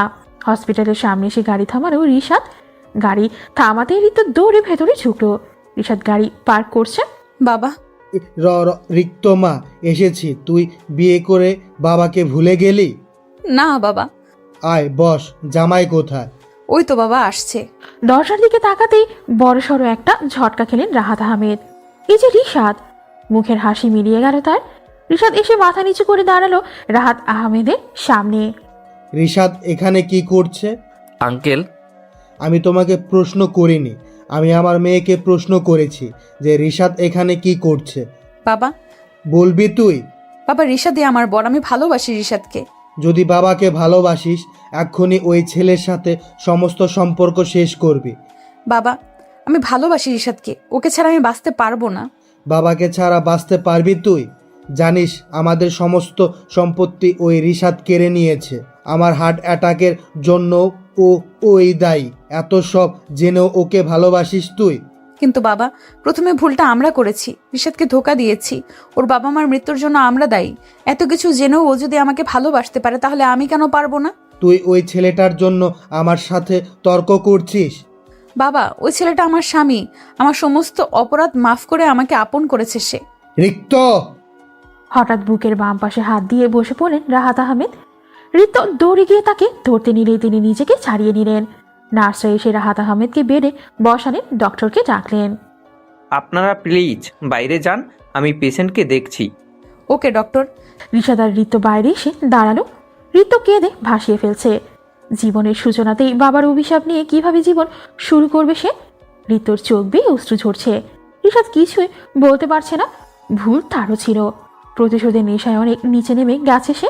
ঋষাদ, আমি তোমাকে ছাড়া বাঁচবো না, আর না পারবো বাবাকে ছেড়ে থাকতে। তোমার এখন ওনার সাথে থাকা দরকার। ঋষাদ প্লিজ এভাবে বলো না, আমি তোমাকে ছাড়া বাঁচবো না। বাবাকে বোঝাও তুমি। ওনার অবস্থা একটু বেটার হোক তারপর। এখন ওনার তোমাকে দরকার। আমি সবসময় থাকবো তোমার পাশে, ডোন্ট ওয়ারি। আর হ্যাঁ, উনি হয়তো জব ছাড়তে বলবেন তোমাকে, তুমি বলো ছেড়ে দিব, বাকিটা আমি আর কন্ট্রাক্ট দেখে নিব। ঋষাদ, আমি পারবো না সব সামলাতে। আমার তোমার উপর বিশ্বাস আছে। টেক কেয়ার, আমি আসছি। ঋতুর কপালে একটা চুমু দিয়ে বেরিয়ে গেল ঋষাদ। ঋতু তাকিয়ে রইল ঋষাদের যাওয়ার পানে। যতক্ষণ আর ঋষাদ দৃষ্টির অগোচর হয় ততক্ষণ। তোর কি বিন্দু মাত্র লজ্জা হচ্ছে না রিক্ত? বাবা, দিব্য হয়তো খারাপ ছেলে ছিল, কিন্তু সে ছেলেটা ছোট থেকে ভালোবেসে এসেছে। প্রতিটা প্রয়োজনে পাশে দাঁড়িয়েছে। একবার সে ব্যর্থ হলেও বলে কি তার এতদিনের সব উপকার ভুলে গেলি? কিন্তু বাবা, যে ছেলে নিজের জীবন দিয়ে দিল তোর জন্য, আর তুই কিনা ঋষাদের সাথে ভালোবাসার জগতে মেতে আসছিস। একটা অপরিচিত মানুষের মৃত্যু জানলেও আমরা কষ্ট পাই, সেখানে তুই কিভাবে এত সহজে ভুলে গেলি দিব্যকে? বাবা বিশ্বাস করো, তোর ভালোবাসা কতটা ঠুনকো আমি বুঝে গেছি। আমি চোখ বন্ধ করে আমি অফিসে গেলাম। চাকরি ছেড়ে দিবি এই মিথ্যাটা বলার দরকার নেই। যা ঋষাদের সাথে এই সময়টুকু কাটা, কিন্তু খুব শীঘ্রই সেটা বন্ধ হয়ে যাবে। কেন বুঝছো না বাবা? দিব্যকে আমি ভালোবাসি না। ভালোবাসিস না তাই বলে একটা মানুষের মৃত্যুতে তোর কোনো প্রভাবই পড়বে না? এতটা নির্দয় তো আমার মেয়ে না। যা তুই, এই মুহূর্তে তোকে আমি নিজের সামনে সহ্য করতে পারছি না। আর কিছু না বলে ঋত্য মাথা নিচু করে বেরিয়ে যায়। বাবার কথাগুলোকে মনে জায়গা দিতে চাইল না ঋত্য, কিন্তু তার জোর করেই জায়গা দখল করে নিচ্ছে বারবার।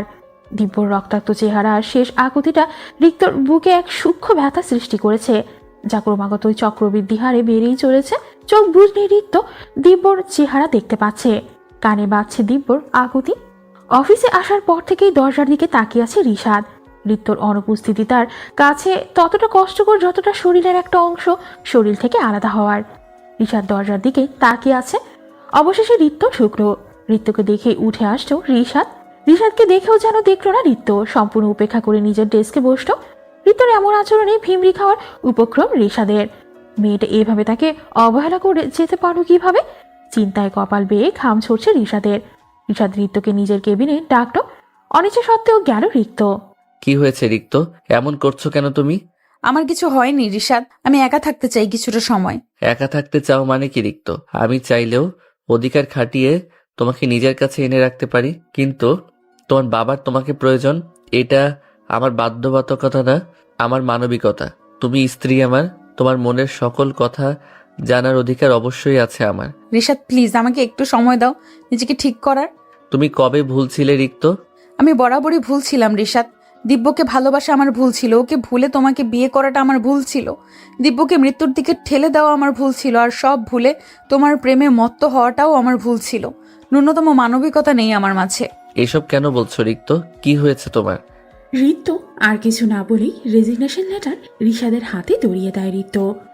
অফিসে এসে আগে এটাই করেছে ঋত্য। রিক্ত, ইউ হ্যাভ গন ম্যাড। তুমি এমনটা করতে পারো না। আমি ভালোবাসি তোমায়।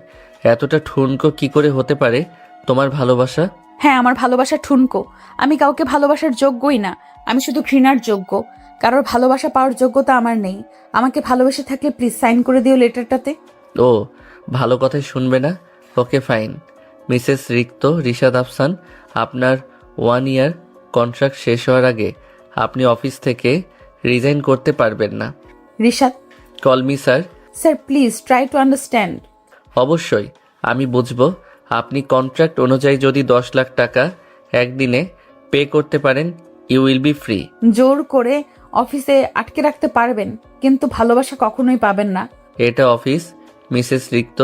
আপনি ভুলে যাচ্ছেন আপনার আর আমার সম্পর্ক শুধু বস এমপ্লয়ি। Okay sir. ঋত্য মাথা নিচু করে নিজের ডেস্কে এসে বসল। ঋষাদের থেকেই নিজেকে দূরে রাখতে চেয়েছিল ঋত্য, যাতে ঋষাদকে ভুলতে পারে, কিন্তু সেটা বোধহয় আর হবে না। ঋত্য বুঝতে পারছে না কি হচ্ছে তার সাথে। দিব্যকে কি সে আদৌ ভালোবেসেছিল, আর ঋষাদকে কি সে আদৌ ভালোবাসে? মনের সাথে এক প্রকার দ্বন্দ্ব করছে ঋত্য। তবে এই দ্বন্দ্বে জয় যারই হোক, পরাজয়টা তার, একান্তই তার। মিসেস রিক্ত, ঋষাদ স্যার ডাকছে আপনাকে। কেন আসিফ ভাইয়া? যান, শুনে আসুন। এক প্রকার বিরক্তি নিয়েই আবার ঋষাদের কেবিনে ঢোকে ঋত্য। ঢুকতেই যা দেখে তার জন্য কিছুতেই প্রস্তুত ছিল না সে। ঋষাদ ড্রিঙ্ক করছে, একদম মাতাল অবস্থা তার। ঋত্য চলে যেতেই নিচ্ছিল, কিন্তু ঋষাদ ঋত্যকে টেনে নিজের কোলে বসারও। ঋষাদের কোল থেকে ওঠার জন্য ছটফট করতে লাগলো ঋত্য, কিন্তু ঋষাদের সাথে পেরে উঠল না। ঋষাদ পাগলামি করছে, কখনো ঋত্যর গালে চুমু খাচ্ছে, কখনো বা ঋত্যর চুলে। ঋত্য পড়েছে আরেক ঝামেলায়।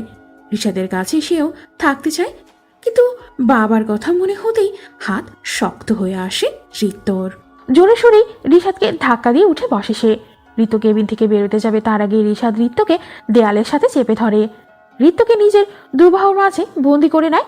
ঋষাদের মুখ থেকে অ্যালকোহলের বিশ্রী গন্ধে গা গুড়িয়ে আসছে ঋত্যর। ঋষাদ নেশা ভরা দৃষ্টিতে দেখছে ঋত্যকে। ঋত্যর গলার তিলটায় ঋষাদের তীক্ষ্ণ দৃষ্টি। ঋত্য রেগে ঋষাদকে ধাক্কাতে লাগলো। তাল সামলাতে না পেরে ঋষাদ ফ্লোরে পড়ে যেতে ধরলো। বাঁচার জন্য ঋত্যকেও টেনে ধরলো ঋষাদ। ব্যাস, ঋষাদ পড়লো ফ্লোরে, আর ঋত্য ঋষাদের বুকে। ঋষাদের হৃদস্পন্দন কানে আসতে ঋত্যর গলা শুকিয়ে আসতো। মনের ভেতরটা শূন্য লাগতে শুরু করলো। চোখ বন্ধ করে ঋষাদের হৃদস্পন্দন অনুভব করতে লাগলো সে, কিন্তু চোখ জোড়া বন্ধ করতে ভেসে উঠল দিব্যর রক্তাক্ত লাশ আর বাবার কথাগুলো। ঋষাদকে ধাক্কা দিয়ে ফেরে উঠে দাঁড়ালো ঋত্য। দৌড়ে ঋষাদের কেবিন থেকে বেরিয়ে এলো ঋত্য। ঋত্যর কান্না পাচ্ছে না, সে পারছে ঋষাদকে ভালোবাসতে, আর না পারছে ভুলতে। এক গোলাপ ধাঁধায় আবদ্ধ হয়ে পড়ে আছে সে। এটা তুই ঠিক করছিস না রাহাত। রিক্ত ভালোবাসে ঋষাদকে। আমি আমার ছেলেকে হারিয়েছি, তার মানে এই না যে এর জন্য ওরা দায়ী। দোষটা দিব্যর ছিল। আমার সিদ্ধান্তই শেষ সিদ্ধান্ত। আমি কিছুতেই ঋষাদকে রিক্তর ধারের কাছেও ঘেঁষতে দেব না।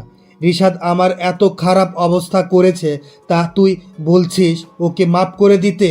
দেখ রাহাত, ভালোবাসা কখনো আলাদা করা যায় না। ওরা হয়তো দূরে আছে, কিন্তু ওদের ভালোবাসা রিক্তকে আমি রিশাদের থেকে আলাদা করবই।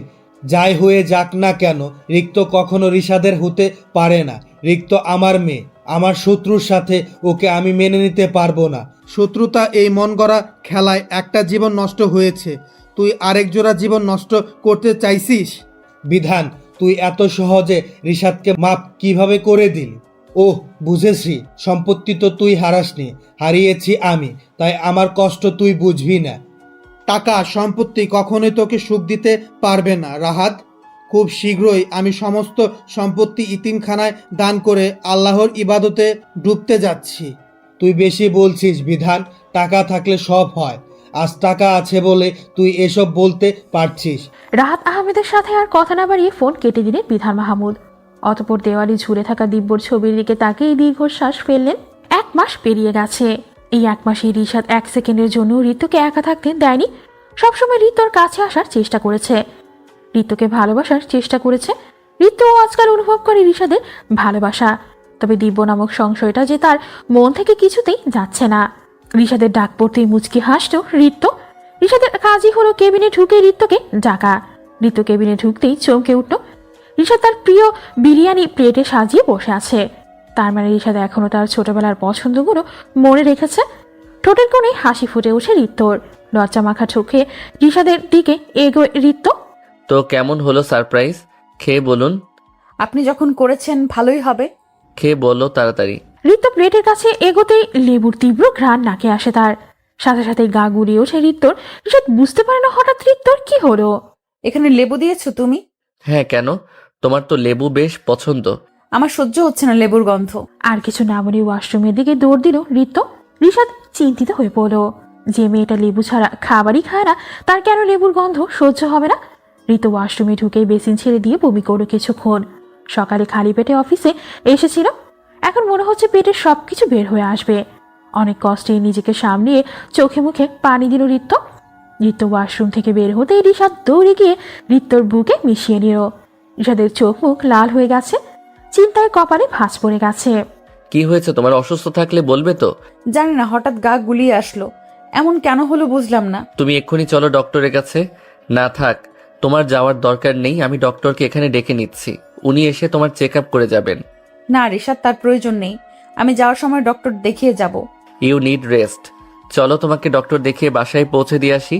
আরে না, তার ঋতু কিছু বলতে যাবে তার আগেই তার বাবার কণ্ঠ শুনতে পেল। ঋতু তাড়াহুড়ো করে ঋষাদের কেবিন থেকে বেরিয়ে এলো। বাবা, তুমি এখানে? আমি এখানে। অফিস ছুটি নিয়ে আমার সাথে চল। কেন বাবা? আমার দরকার আছে, তুই চল। কিন্তু বাবা। যা বলছি তাই কর। আচ্ছা ঠিক আছে। ঋষাদের থেকে পারমিশন নিয়ে রাহাত আহমেদের সাথে বেরিয়ে এলো ঋতু। ঋতু চলে যাওয়ার পর থেকেই চিন্তা যেন বেড়ে গেল ঋষাদের। কোনোভাবেই নিজেকে স্থির রাখতে পারছে না সে। ঋতুর চিন্তায় মাথায় চিত্ত ধরার উপক্রম তার। কেবিনে পায়চারি করছে ঋষাদ। মন কিছুতেই ভালো সায় দিচ্ছে না তাকে। কোনো এক দুঃসংবাদ আসছে তার জন্য। ভেতরে ছটফটানিটা উপলব্ধি করার চেষ্টা করছে ঋষাদ। নিজেকে স্থির করে ঋতুকে নিয়ে ভাবতে শুরু করল ঋষাদ। বাবা, আমরা কোথায় যাচ্ছি? তোকে দেখতে পাত্রপক্ষ আসছে। ছেলে মস্ত বড় ডক্টর, টাকা পয়সার অভাব নেই, বংশ বেশ উঁচু। তোর ছবি পাঠিয়েছিলাম, তোকে দেখে বেশ পছন্দ হয়েছে। বাবা, তোমার কি মাথা খারাপ হয়ে গেছে? আমি ঋষাদের স্ত্রী। বিবাহিত হওয়া সত্ত্বেও তুমি অন্য জায়গায় আমার বিয়ে ঠিক কি করে করতে পারো? বেশি কথা বলবি না, তোদের বিয়ে আমি মানি না। ঋষাদকে ডিভোর্স দিবি, তুই আর আমার পছন্দ করা ছেলের সাথে বিয়ে করবি। না বাবা, এটা আমার দ্বারা সম্ভব না। তুই আমার কথার উপর কথা বলিস। বাবা, তুমিই তো বলেছিলে মানবিকতার খাতিরে হলেও আমি যেন দিব্যর দিকটা ভাবি, কিন্তু এখন তুমি। যে গেছে সে গেছে, তাকে নিয়ে ভেবে জীবন নষ্ট কেন করবি? চুপচাপ চল আর ওই ছেলেকে বিয়ে কর। বাবা প্লিজ, বোঝার চেষ্টা করো, আমি ঋষাদকে ভালোবাসি। আমি ঋষাদের বিবাহিত স্ত্রী। মনে মনে বলে। এমনিতেই কাজ হবে না, হার্ট অ্যাটাকের নাটকটা করতে হবে। ওই নাটকটা করেই তো রিক্তকে এনেছি আমার কাছে, এবার বিয়েটাও দিয়ে দিব। রাহাত আহমেদ বুকে হাত রাখতে নিয়েছেন, ঠিক এমন সময় মাথা ঘুরে পড়ে গেল ঋতু। চিন্তায় পড়ে গেলেন রাহাত আহমেদ। ড্রাইভারকে দ্রুত গাড়ি হসপিটালের দিকে ঘোরাতে বললেন। কপাল বেয়ে ঘাম ঝরছে রাহাত আহমেদের। ঋতুর কিছু হয়ে গেলে তো ডক্টর ছেলেটার কাছ থেকে একটা টাকাও পাবেন না তিনি। এসব ভাবতে ভাবতেই চিন্তায় কপালের ভাঁজ পড়ল তার। হসপিটালে ঋতুকে চেক করেছে ডক্টর, আর রাহাত আহমেদ বাইরে দাঁড়িয়ে আছেন বলে ভুল হবে, পায়চারি করছেন। ঋতুর চেক আপ করে বাইরে এলেন ডক্টর। ডক্টর, কি হয়েছে আমার মেয়ের? আরে চিন্তার কিছু নেই, মিষ্টি মুখ করুন, আপনার মেয়ে মা হতে চলছে। কি সর্বনাশ! মনে মনে এটা যদি রিক্ত জানতে পারে তাহলে রিশাদকে বলে দিবে, তখন আমার হাতে আর কোনো পথ খোলা থাকবে না। রিক্তকে রিশাদের কাছে যেতে দেওয়া ছাড়া কিছু একটা করতে হবে। এই সন্তানকে পৃথিবীতে আসতে দেওয়া যাবে না। কি হলো, আপনাকে এত চিন্তিত দেখাচ্ছে কেন? কি বলছেন আপনি ডক্টর? আমার মেয়ে তো বিয়ে হয়নি, একটা ছেলে বিয়ের প্রস্তাব দেখিয়ে এসব করেছে। আপনি প্লিজ সন্তানটা নষ্ট করে দিন। আমার মেয়ে ওই নোংরা ছেলের অংশ নিজের গর্ভে জানলে আত্মহত্যা করবে। সরি মিস্টার আহমেদ, আমাদের হসপিটালে অ্যাবর্শন করানো হয় না। আর তাছাড়া আপনারা ছেলেটাকে ডাকুন, আমি ওনার সাথে কথা বলবো। না ডক্টর, তার প্রয়োজন নেই। আমি জানি ছেলেটা কখনোই রাজি হবে না, ও একটা নোংরা ছেলে। আপনারা যা ভালো বুঝেন, তবে রক্তর ইন্টারনাল ইনকোর্সেন আছে। অ্যাবর্শন করালে হয়তো সে বাঁচবে না কিংবা কখনোই মা হতে পারবে না। ওকে ডক্টর, আমি ভেবে দেখছি কি করা যায়। অফকোর্স, ওনার জ্ঞান ফিরলে আপনি কথা বলতে পারবেন। দেখবেন এমন কোনো কথা বলবেন না যেন তিনি হঠাৎ উত্তেজিত হয়ে পড়ে, এতে পরবর্তীতে সমস্যা হতে পারে। জি ডক্টর। কিছুক্ষণ পর ঋতুর জ্ঞান ফেরে। রাহাত আহমেদ ঋতুর পাশে বসলেন। বাবা, কি হয়েছে আমার? কিছু না মা, এমনিতেই মাথা ঘুরিয়ে পড়ে গেছিস। চিন্তা করিস না, তোর ইচ্ছার বিরুদ্ধে আমি তোর বিয়ে দিব না। থ্যাঙ্কস বাবা, চলো বাসায় যাই। হ্যাঁ মা, আমি ডক্টরের সাথে কথা বলে আসছি। রাহাত আহমেদ ডক্টরের পরামর্শ নিয়ে ঋতুকে বাসায় নিয়ে আসতো। রাহাত আহমেদ বেশ চিন্তিত, তিনি কিছুতেই বুঝতে পারছেন না ঋতুকে না জানিয়ে ঠিকভাবে ঋতুর অ্যাবর্শন করাবে। মাথায় বেশ কিছু শখ করছেন তিনি। অবশেষে একটা প্ল্যান মাথায় স্থির করলেন তিনি। পরিকল্পনার কথা ভেবে বাঁকা হাসি ঝুলালেন ঠোঁটে। সময় কাটছে, ঋতুর অবস্থা ধীরে ধীরে খারাপ হয়ে যাচ্ছে। স্বাভাবিক অসুস্থতা ভেবে আর ডক্টরের কাছে যায়নি ঋতু। রিশাদের সাথেও সময় বেশ ভালোই কাটছে ঋতুর। মেয়ের কোনো সমস্যা হবে না তো? আরে না, আপনি শুধু টাকাটা ঠিকঠাক আনবেন, বাচ্চাটাও নষ্ট হয়ে যাবে, কেউ টেরও পাবে না। সব ঠিক মতো না হলে এক পয়সাও পাবে না। আরে আপনি এত চিন্তা কেন করছেন? রাজানি আমাদের কাজ, আপনি শুধু টাকা রেডি রাখুন। আচ্ছা ঠিক আছে, কবে নিয়ে আসবো মেয়েকে? আপনার আনতে হবে না, শুধু এই ওষুধ ওর খাবারে মিশিয়ে দিবেন, তারপর আমাদের কল করবেন, আমরা গিয়ে অ্যাম্বুলেন্স করে নিয়ে আসব, কেউ সন্দেহ করবে না। আচ্ছা বুঝলাম, কাজটা কালকে করতে হবে, কাজ শেষ হলে টাকা পাবে। কথা শেষ করে ফোনটা পকেটে রেখে শয়তানি হাসি দিলেন রাহাত আহমেদ।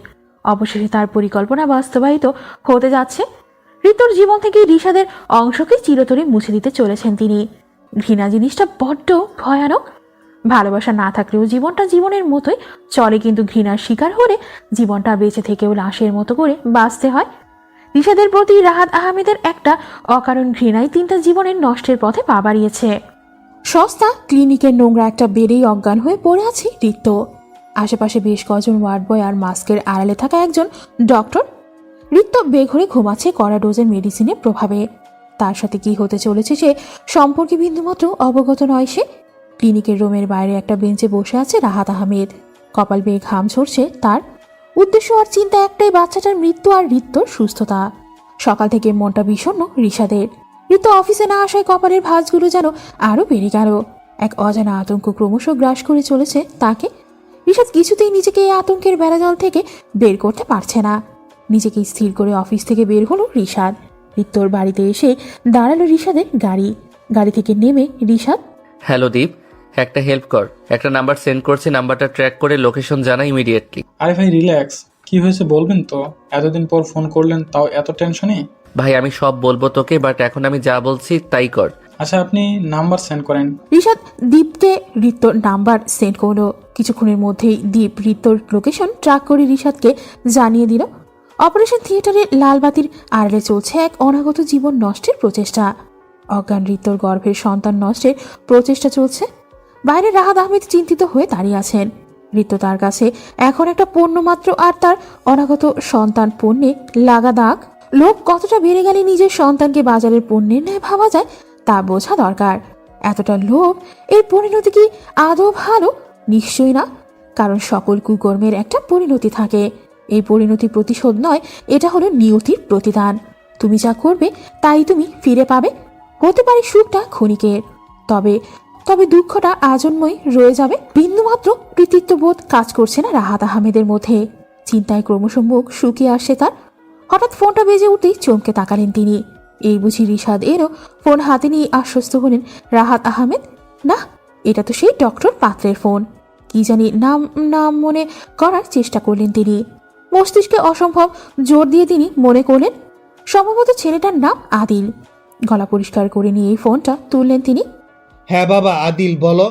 না মানে আঙ্কেল, আপনি কোনো মেয়ের ছবি দেখিয়েছেন আমাকে? কেন বাবা, আমার নিজের মেয়ে। ওর কি চরিত্র কোনো দোষ? এসব কি বলছো তুমি? আমার মেয়ে একেবারে পবিত্র, আর তুমি কি না তার চরিত্রের দোষ নিয়ে কথা বলছো? আমি চোখ বন্ধ করে কিছু বলছি না, আমার কাছে প্রমাণ আছে। আমার ক্লিনিকের ওয়ার্ড বয়রা একটা অ্যাবরেশন কেস এনেছে আমার কাছে। মেয়েটা অজ্ঞান, এ আপনারই মেয়ে। তুমি সেই ডক্টর যে অ্যাবর্শন করাচ্ছ? আপনি কোথায়? ওটির বাইরে? থামুন, আমি আসছি। ফোন রেখে মাস্ক আর গ্লাভস খুলে ওটির বাইরে আসতেই মুখোমুখি হয় আদিল আর রাহাত আহমেদ। নোংরা চরিত্র আপনার মেয়ের। কার না কার সাথে কি করে এখন বিয়ের আগে অ্যাবরেশন করাচ্ছে। বাবা বিশ্বাস করো, একটা ছেলে ওকে ভুলিয়ে ভালিয়ে ওর ক্ষতি করেছে। আমার মেয়ে কোনো দোষ নেই। আপনি কি ফাজলামি করছেন আমার সাথে? আপনার মেয়ে কি বাচ্চা যে কিছুই বোঝে না? একটা ছেলে ওকে ভুলিয়ে সব করে গেল, অথচ সে বুঝলই না সে কি ফিডার খায় নাকি। বেশি বলছো তুমি আদিল। বেশি কিন্তু যুক্তিযুক্ত। বুঝলাম আমার মেয়ে ভালো নয়, কিন্তু তুমি, তোমার এই ক্লিনিক আর অ্যাবর্শনের ব্যবসা যে অবৈধ সেটা কি? তোমার এত সাধু সেজে কাজ নেই।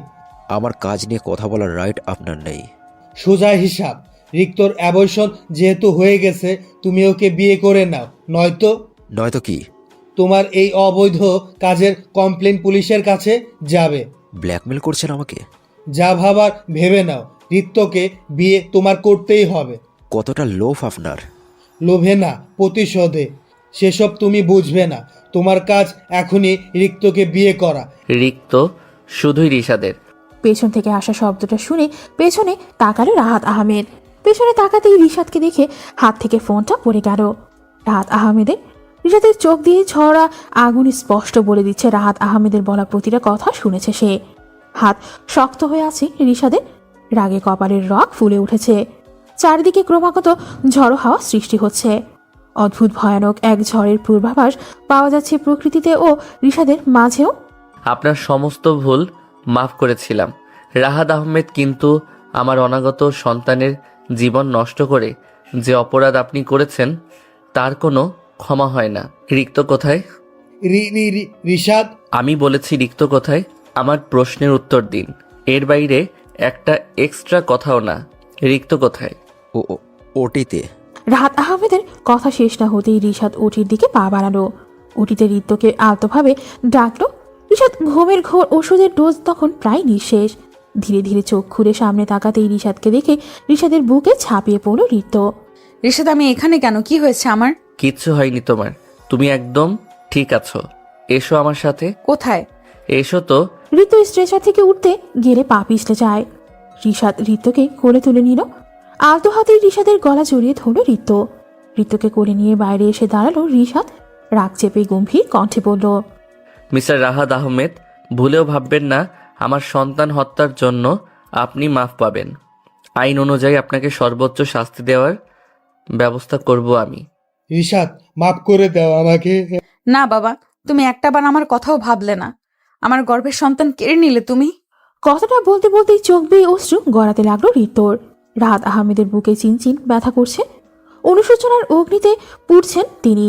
কয়েকক্ষণের মাঝেই পুলিশ এলো, সেখানে উপস্থিত হলো। রাহাত আহমেদের চোখের দিকে তাকালো না ঋতু। যতই অনুশোচনা থাক, এই চোখ দুটো তার সন্তানের খুনির। পুলিশ রাহাত আহমেদ এবং আদিলকে ধরে নিয়ে যাবে, ঠিক এমন সময় আদিল বলে ওঠে, আমি রিক্তর বাচ্চা নষ্ট করিনি, ওর বাচ্চা সুস্থ আছে। কথাটা শোনা মাত্রই রিশাদ ঋত্যর চোখ জল করে উঠল। রিশাদ আর কিছু বলল না, কেস উইথড্র করে নিল, কিন্তু রাহাত আহমেদের দিকে তাকালো না অবধি। ঋত্য রিশাদের সাথেই এলো। বাবা নামক মানুষটার থেকে বিশ্বাস উঠে গেছে তার। আজ ঋত্যর কোলে আলো করে এসেছে তাদের অংশ। ঋত্য রিশাদের প্রথম সন্তান রিত। ছেলেটা পুরো রিশাদের মতোই হয়েছে। সন্তানকে আদর করতে করতে ঋত্যর চোখে পড়ল দরজার পাশে দাঁড়িয়ে থাকা বাবার দিকে। অনুশোচনা আর অনুতপ্ত তা নিয়ে সামনে এসে দাঁড়াতেই ঋত্য বাবার কাঁধে মাথা রাখল। রিশাদ মুচকি হেসে উপলব্ধি করল দৃশ্যটা। সে তো জানে বাবাকে সন্তান থেকে আলাদা করার কষ্টটা। অবশেষে পূর্ণতা পেল একজোড়া জীবনের ভালোবাসা। হৃদের ছোট্ট ছোট্ট পায়ে পথ চলার মাঝেই জুড়ে থাকবে ঋত্য রিশাদের ভালোবাসা। সমাপ্ত। নিয়মিত গল্প পেতে আমাদের সাথে থাকুন, বেশি করে কমেন্ট এবং লাইক করুন, তাহলে পরবর্তী গল্পগুলো খুব তাড়াতাড়ি আসবে।